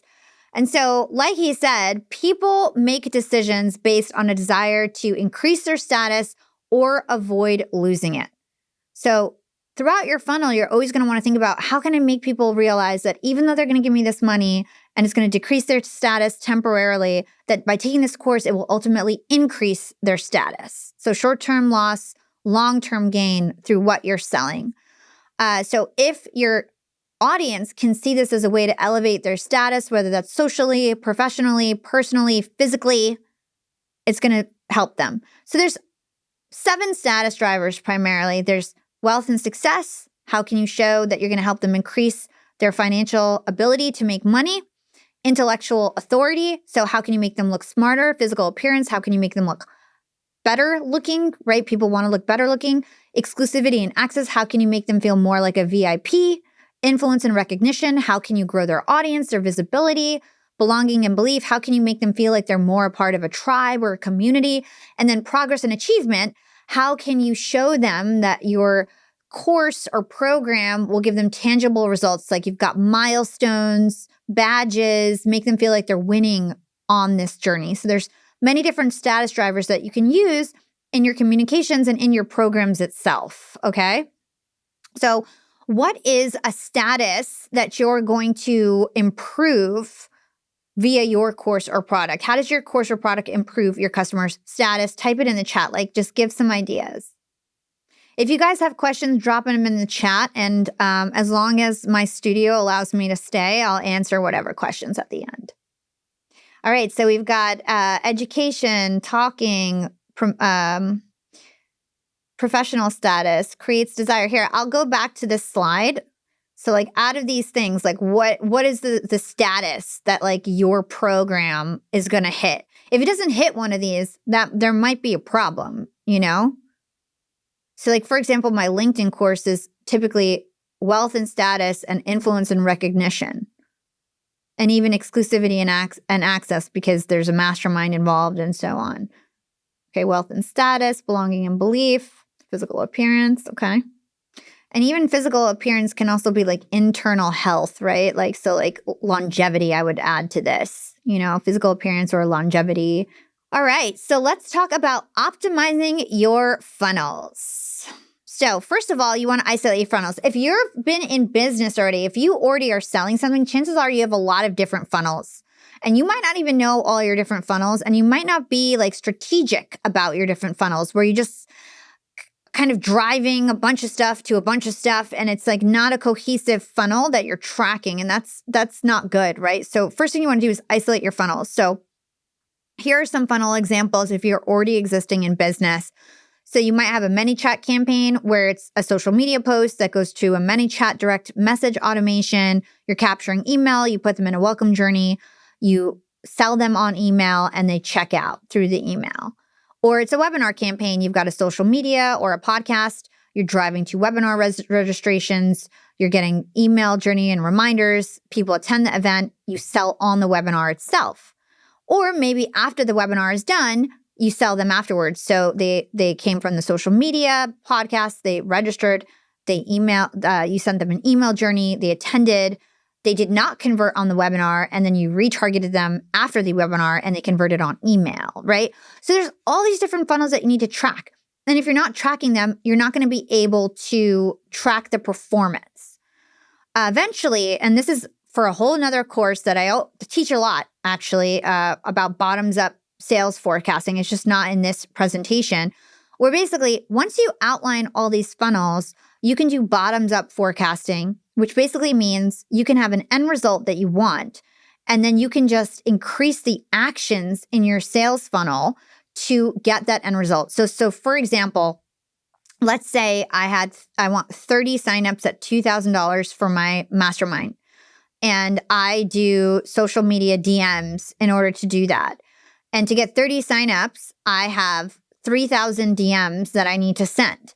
Now, if I want 60 signups, and I know that if I send 3,000 DMs and then X amount of people click and X amount of people sign up to my webinar and X amount of people convert from that webinar on average, because I've done this sales cycle 10 times and I have all the averages, then I can say, okay, if I double my DMs, I will get 60 signups.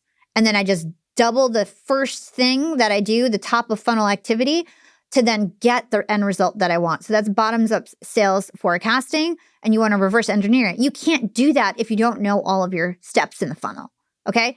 If you guys want information about bottoms up sales forecasting, just look up any of my Pipedrive sponsored webinars, okay?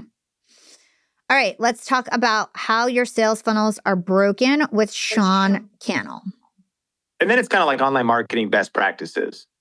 I think the naming of whatever you're giving away free, the desire of what you're giving away free, alignment on the entire thing, and congruency. Congruency is that when they land on the page, they're on the right page. People have horrible landing pages, navigation above. It doesn't even seem like it's them. There's not authority there. It doesn't load. It's like malware notification. There's all kind. I mean, it's just kind of stressful. Someone's like, man, there's so many things. You just want to remove friction. Sometimes the biggest mistake is like you're making a video that have people thinking one way and giving a call to action that's not related. Think about what video would attract the ideal person for your opt-in. What opt-in would attract the ideal person for your offer. And those things are broken all the time in people's businesses. Like someone opts in, but they're not the right psychology, psychographics, demographics, because it was a cool free thing, but did it really align? And then the YouTube videos, if you were talking about how to hire team members in a video, and then you were like, and by the way, if you want to download my 21 tax savings guide, like not horrible, because maybe some people are like, that does sound interesting. The reason they're there, the better guide would be a freebie that's like, and if you want to get my scripts, my job interview scripts for how to really filter out the wrong candidates and lock in the right candidates, just go to thinkhiringscripts.com or click the link in the description. So that would be my biggest thing is like, I think the strategy of the content that attracts the right people, then the opt-in that ties together congruency in the whole thing. And then again, a good sales process and funnels. You probably have endless episodes in your own library of some good stuff on making great funnels. But what's powerful about that is it is a psychology everybody listening to this needs to know. Thinking about their whole, you could call it sales journey, the whole customer journey, thinking about the entire thing start to finish. And that is a never-ending process of tweaking. Yep. All of us could improve it.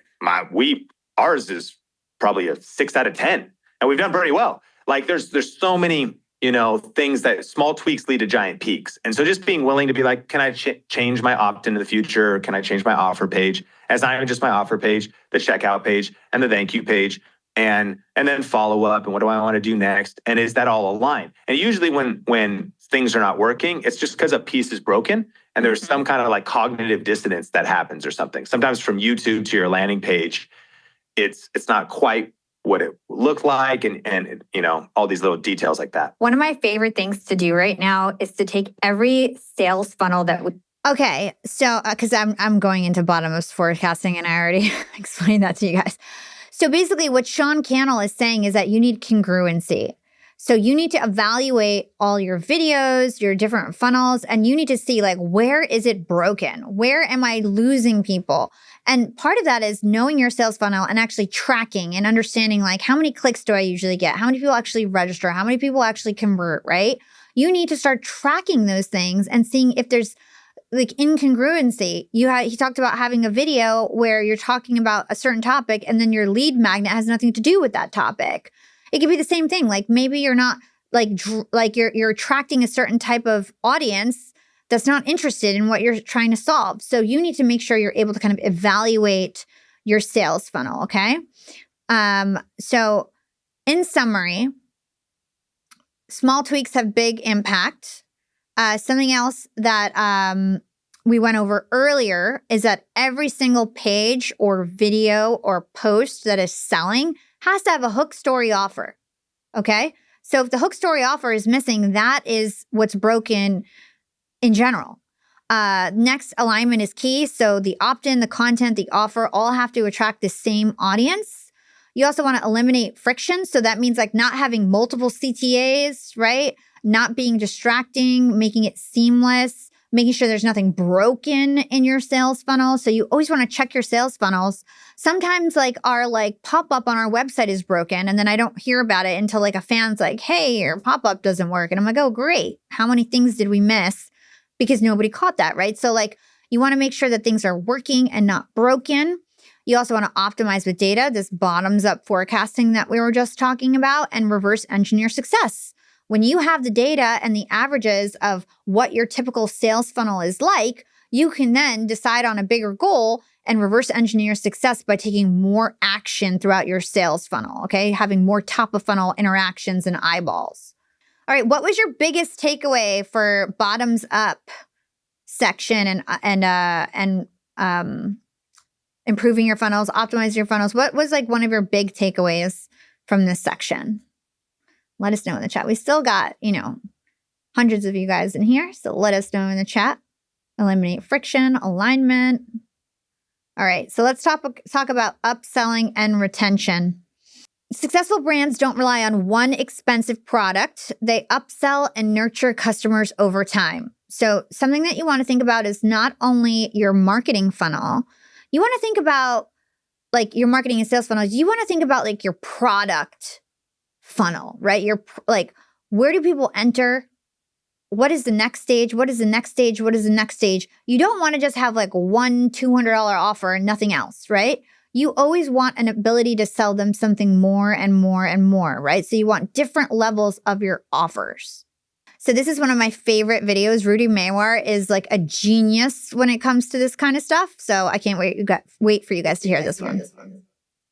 Oh my God, these strategies are so good. And one thing that you just kind of opened my eyes to is that my masterclass is expensive, right? It's almost $2,000. Mm-hmm. So my organic leads were willing to spend the $2,000 after a webinar, but maybe for cold traffic, it needs to be like a $200 course, a $197 course. Most of our stuff, we actually start at under $100, okay? And there's a big important psychology lesson here. Under $100, psychologically, most people don't need multiple decision-making processes. They don't need to review it multiple times. As soon as you go over $100, and especially over 500 or 1,000, there needs to be multiple touch points and multiple conscious decision-making processes involved. Great way I explain this is, when you're lining up at a CVS, Walgreens grocery store to pay, have you ever saw on the side of the aisle where you're in the line where they say you can buy a TV here for $1,000, and then the other side it's like you can buy a jet ski for $12,000, and then you can buy a new couch for $2,000. No, you never see that. Why? Because it's too expensive to be spontaneous, right? But that's what a lot of people are doing in their ads when they sell to cold traffic. They're saying, hey, buy this $12,000 jet ski. It's like, I'm bored at work looking at my, friends' photos. I'm not ready to buy a jet ski. So I try and start them low, get them in the ecosystem. And another easy analogy is you're going to date before marriage, right? When they're a warm following, you can say, hey, you want to come on a week's vacation with me? If you went up to a stranger in the street or on a dating app and the first message was, hey, you want to come on a week's vacation? They're like, who the hell's this, right? Mm-hmm. So you got to date a little, and then you can elevate that process as a relationship builds. Same psychology with dating, same psychology with the user journey. I want to stick on this for a bit because I think it's really important. The importance of understanding that you need multiple products and you need to upsell along the way. So give us an example of how you've done this in your business. Yeah, great. It's cool. I call this the Ascension model. I think most businesses need this.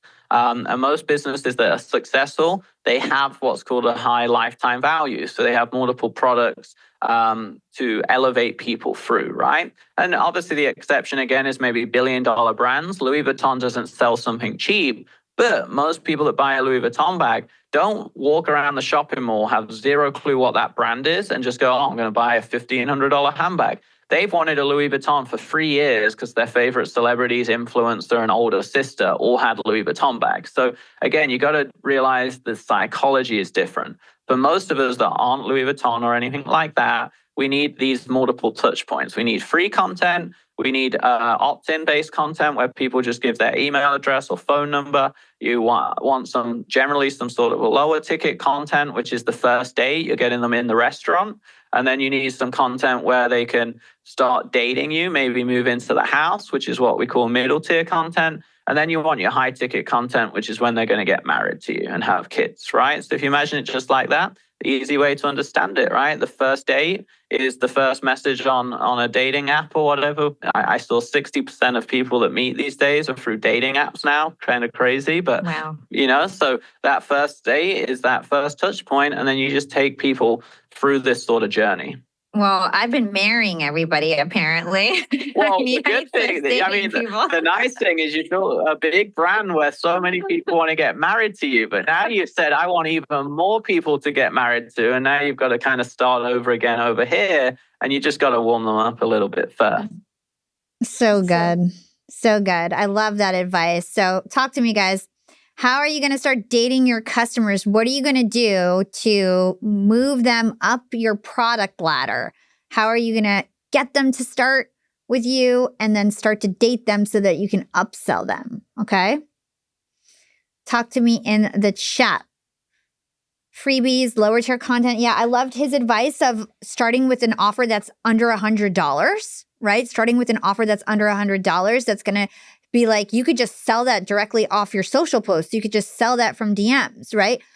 That's something that we didn't get to talk about. Some of top funnel like some of your funnels might not need all the steps. So if it's under $100, that just might live in your top of funnel and might not be considered like your full offer, right? It might be your like introductory offer that's really cheap, $27, but then it brings them into the funnel.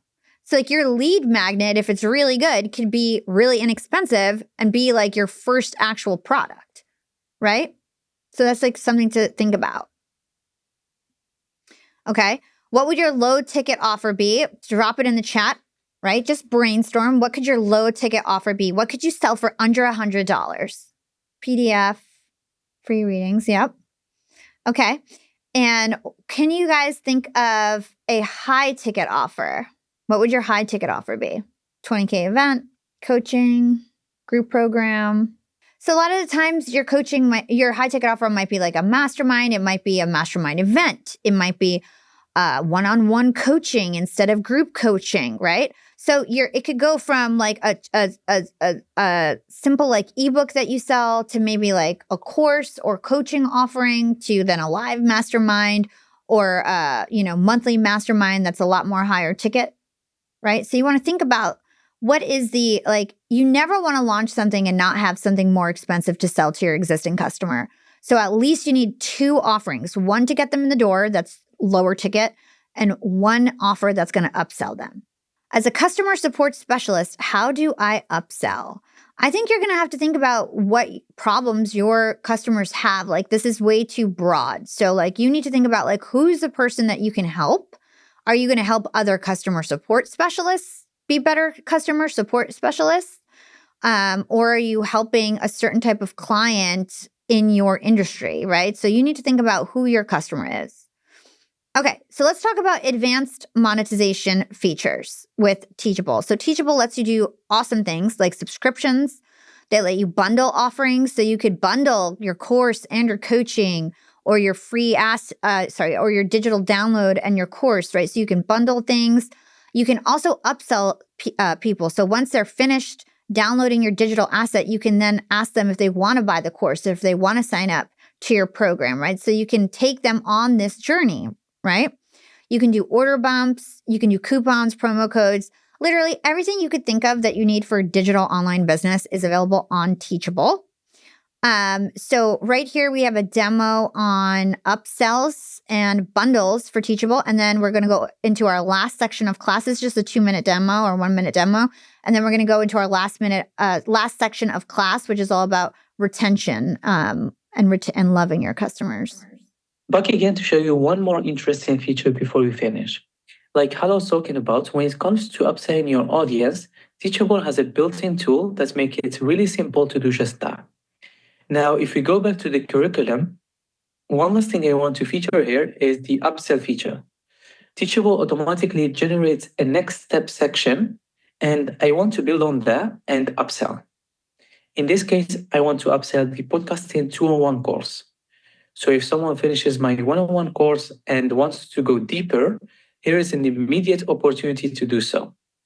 You can add a headline like develop your podcasting skills even further, plus a description and a CTA button. This will automatically add the upsell to your course. And of course, I recommend going back and customizing it further with a thumbnail and the refined description and your brand's voice. It just goes to show how seamless it is and integrated Teachable is when it comes to promoting your offers and upselling on them. Let's take a look at bundles next. If you click on bundles, you'll see how easy it is to package multiple products like courses or coaching in a single offer. This is perfect for those students who are ready to go deeper and want to access all of your content in one go. For example, I've created the Podcast Master Bundle. That includes both Podcasting 101 and Podcasting 201. Instead of buying them separately, students can get the full experience at once. It's a smart way to increase your revenue while giving your audience even more value. So whether you are upselling inside the course or through a bundle like this, Teachable helps you guide your students through their learning journey in a seamless and thoughtful way. And don't forget, if you haven't already, now's the perfect time to try Teachable for free. Sign up for the Builder Plan and get 30 days for free. You can cancel anytime. Just go to teachable.com/welcome/Hala or click the link in the chat. All right. So you guys, if you want your free creator playbook, you can scan the QR code right now if you want that. We still have one more section of class, but if you want the free creator book, you can scan that. And then we'll give the other one away later. So Eamon dropped that in the chat. If you guys want the creator book, go grab it now.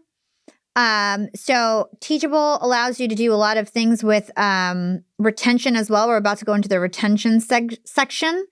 So you can do abandoned cart messages, re-engage prospects. You can do affiliate programs where your best clients can then start selling for you. You can integrate with different email service providers. So you can do all sorts of things to retain and upsell your clients with Teachable. All right, let's get into loving your customers and retention, our last section of class. I hope you guys learned so much today. I'd love some feedback in terms of like if you felt like you learned a lot, let me know in the chat. That'll make me feel great. So let's talk about loving your customers, retaining your customers. So number one, you got to be good at what you do. If you can't honestly tell a client you're the best choice for them and back it up, you should not be in business. This is what Jay Abraham says, okay? Now, Jay Abraham taught me about something called the strategy of preeminence.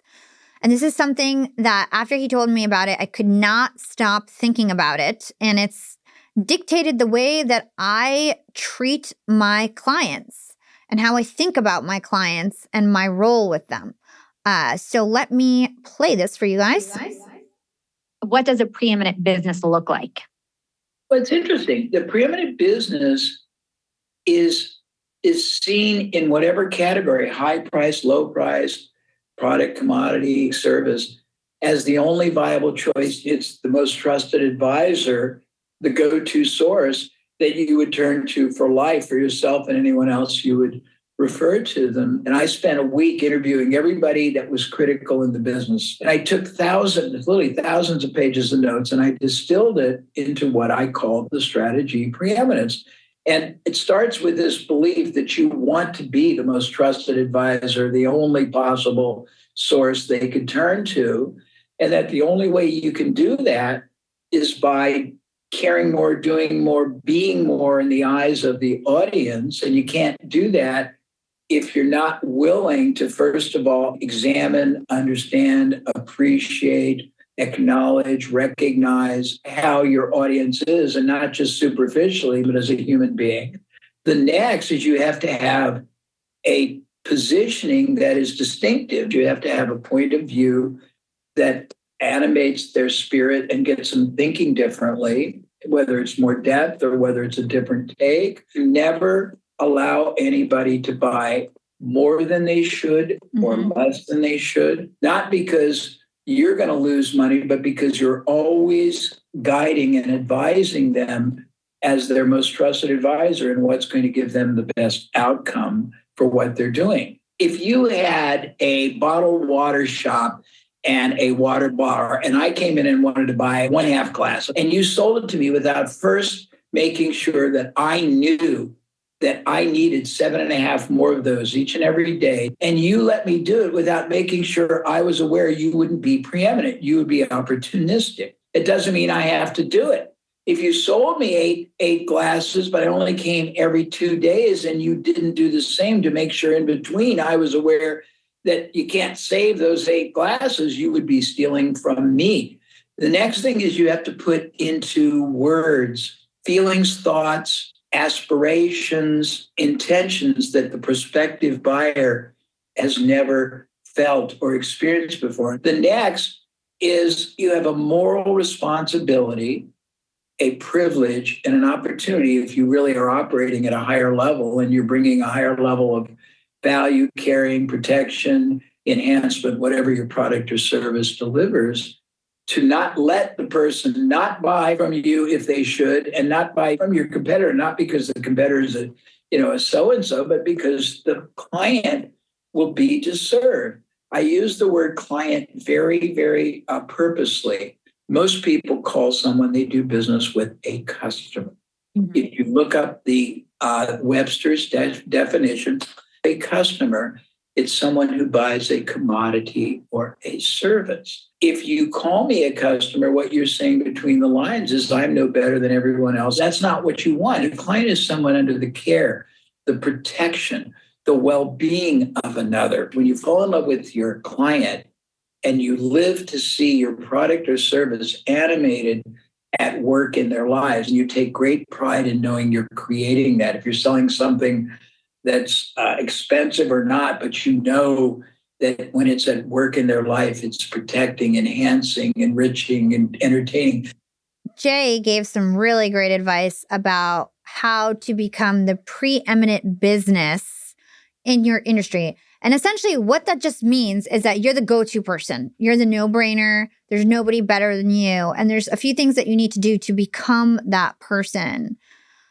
So number one is you're going to call people clients. Even your students are clients. If you're a doctor, your patients are your clients, right? You don't want to give people a term that's like derogatory. Customer is transactional. You don't want people to feel like they're a transaction. You want me to make sure that people believe that you care about them, and you do care about them. Okay?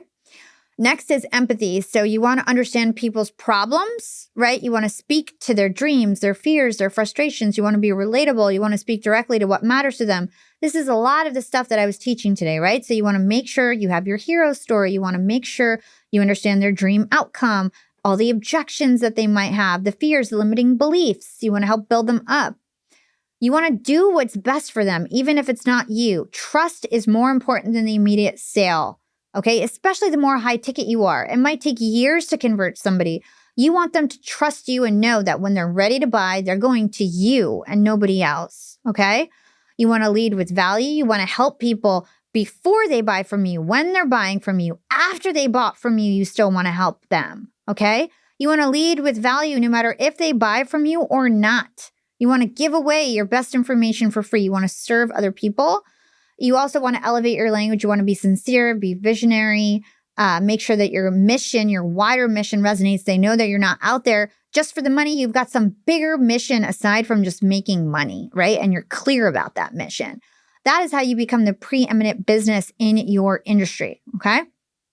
Now, let's talk about love breeding loyalty and NPS surveys and the importance of that. I do think surveys would take people's time. The question that was the best predictor of loyalty behaviors turned out to be likelihood to recommend. How likely would you recommend us to a friend? So 0 through 10, we asked that question. That score lets you know if you created a promoter or enriched a life or a detractor or diminished a life. Then we have an open text verbatim follow-up to tell us why. And in the customer's own words, they can explain why you enriched the life or how you diminished their life. And people have to take the time to read that. The people who read it should feel the emotion of an enriched life or a diminished life. And good people care about that. My daughter Jenny said, Dad, our promoters, they tell us why they love us in that verbatim text. But if we ask them, is there anything else we could have done to make your experience better?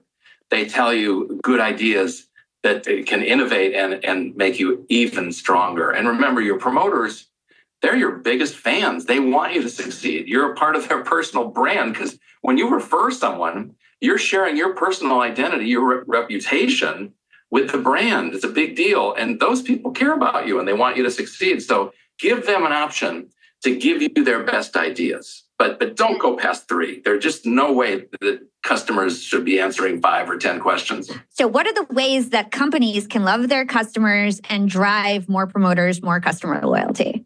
Yeah, love was a radical word to use, and especially for a Bainey like me. Your happiness is the result of making your partners happy. So if you love someone, most of your happiness comes out of you creating happiness in them. And that kind of love, which is golden rule, love thy neighbor as thyself, that's what makes the world a better place. That love is at the core. Love breeds loyalty. When customers feel loved, they come back for more and bring their friends. And that's what starts this economic flywheel. Love is hard to measure, but loyalty is pretty easy to measure if you're serious about it. Because in this digital age, you can watch how many of customers are repeating, how many are referring their friends. I mean, one of my recent investments is in a company that has a technology platform to help give and receive referrals. And I think that's what the world needs to do is referrals are everything. It's, we instead of doing it on a survey, how likely you to recommend, let's keep track of real referrals because that's where the economic value is and that's where the reputation is. And I think rather than kidding around with surveys, let's keep track of referrals. Yeah. And to your point, love is so important. When you love someone, you're going to recommend the company that gave you that great service, that gave you that great experience. So it's not necessarily that they love your company. They love their friends and family so much that they're going to recommend your company. Okay, so let's break down some of these key concepts in terms of retaining our clients. So first of all, there's a flywheel effect. Love breeds loyalty, okay? So first of all, you love your customers. What does that mean? You give them amazing advice. You transform their lives. You care about your product. Your course is amazing. Your product is amazing. Your coaching is amazing.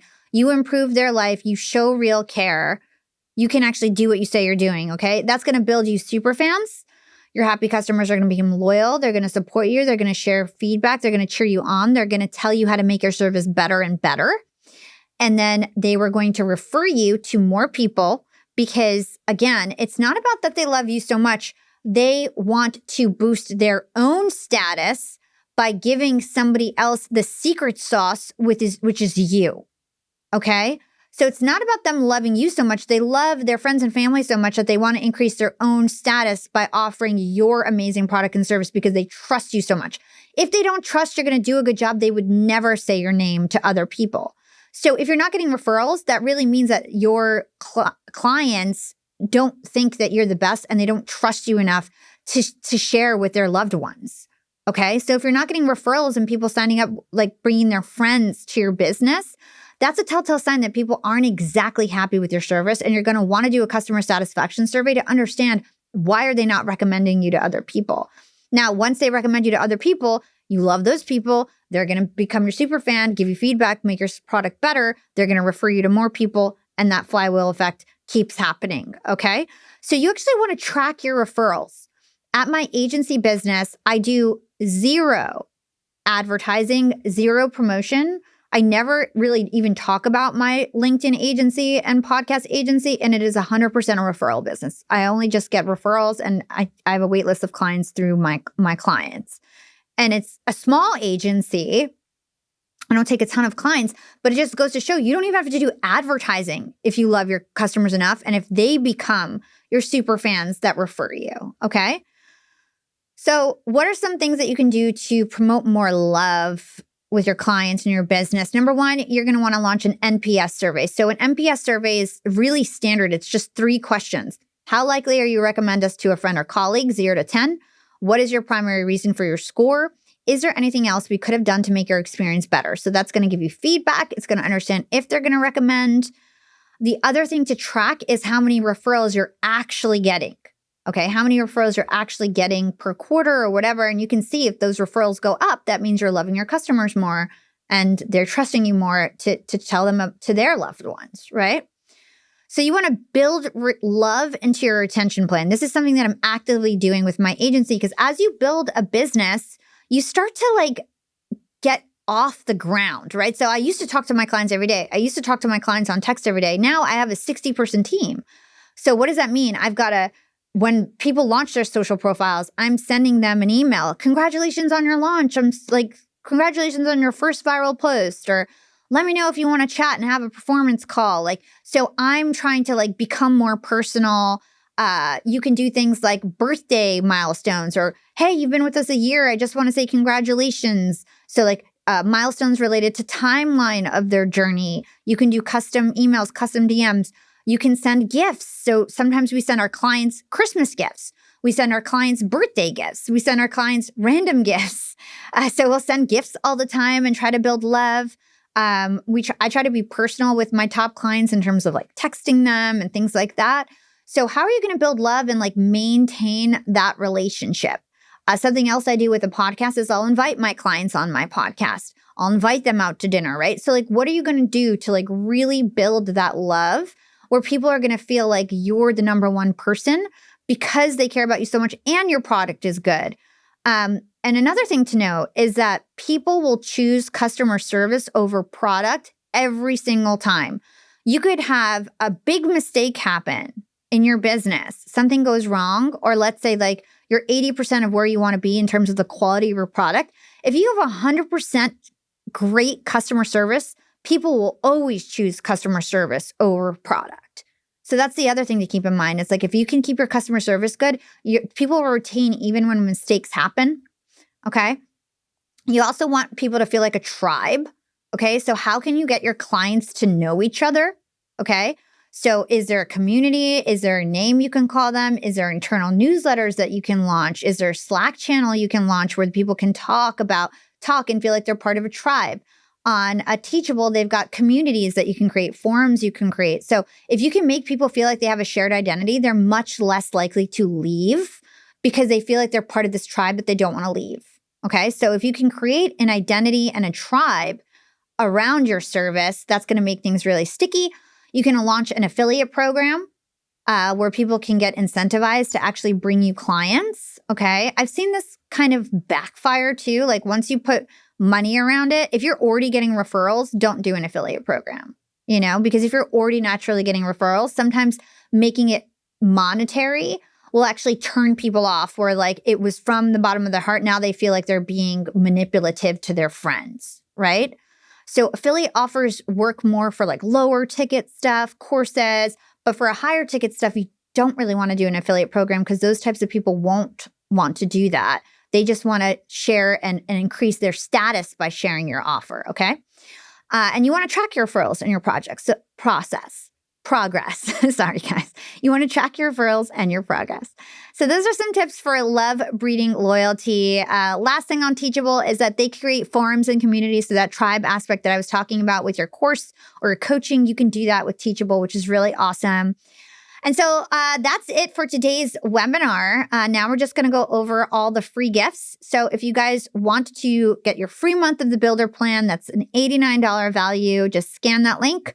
The team will drop the link in the chat for you right now. Thank you, Eamon. And if you guys want the Modern Course Creator Playbook, you guys can scan that here and Eamon will drop the link as well. And then lastly, if you guys want my presentation, you're going to get that directly sent to your email. So anybody who stayed till the end, you guys are going to get this full deck. You've got all my notes, which I didn't look at notes at all for this, just FYI. But there's notes in the deck and you get all the slides and all the videos. And so I really want to shout out Teachable for sponsoring our third webinar together. It's been an absolute honor to represent your brand and be able to teach everybody. I really love teaching. And I feel like it's super important to help create the next generation of entrepreneurs out there. So I'm happy you guys joined. Thank you for Teachable. Thank you to my team, Jade and Eamon, for helping to support. And yeah, I'll talk to you guys soon. Thank you so much, guys. I hope everybody has a great day.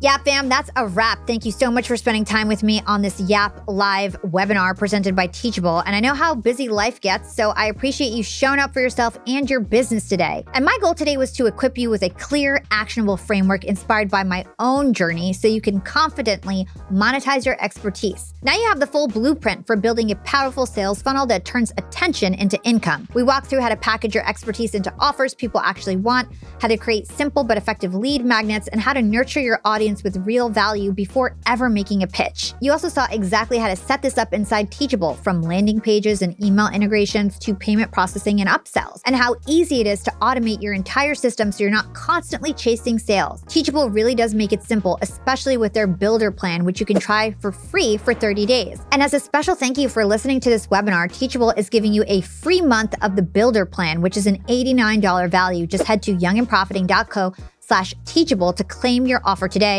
That's youngandprofiting.co/teachable. We'll put that link in the show notes for you guys. And you can also download today's full presentation so you can refer back to everything that we covered. That's at yapmedia.com/sales. So basically you can download the whole presentation, extended notes, get the full thing, review it whenever you want. It is your resource that I've created for you. And guys, I spent hours and hours and hours on this presentation. If you want to download it, go to yapmedia.com/sales. That link will also be in the show notes. And remember, your funnel does not need to be perfect. You just need to start. You can always iterate on your funnel. Start with a mini offer, start with a freebie, start with one lesson you could teach today, because clarity comes from action, not from overthinking. Before we go, I do want to remind you that if you want to watch the webinar, you want the full effect, maybe you've been listening on audio, check out the webinar, watch it again on Spotify video. If you watch it again, I promise you're going to catch more things. You're going to learn more, retain more. Watch it on Spotify video or YouTube. All of our content is, of course, always uploaded to YouTube, and we upload Spotify video on a weekly basis in our YAP Live series. One last thing. This journey of becoming a creator entrepreneur is not reserved for just influencers or people with huge followings. I want you to know that in this world, you don't need to be an influencer to go viral, to have a following, to make money, to be a creator entrepreneur. If you're passionate, if you're consistent, if you're willing to solve a real problem for somebody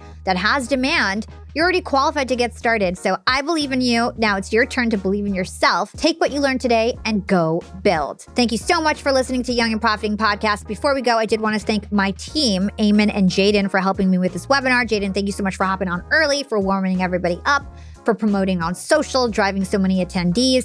Eamon, thank you for the whole sponsorship coordination, for creating the demo, for being aligned with Teachable. And of course, thank you to Teachable for sponsoring this webinar. This was a $1,000 course that you guys got for free thanks to Teachable. So again, the link for Teachable to get that Builder Plan and thank them, no risk, no credit card needed, is in the show notes. If you guys want the presentation, that's yapmedia.com/sales. And I'll see you guys around in the next YAP episode. Until then, keep listening, learning, and profiting. This is your host, Hala Taha, aka the Podcast Princess, signing off.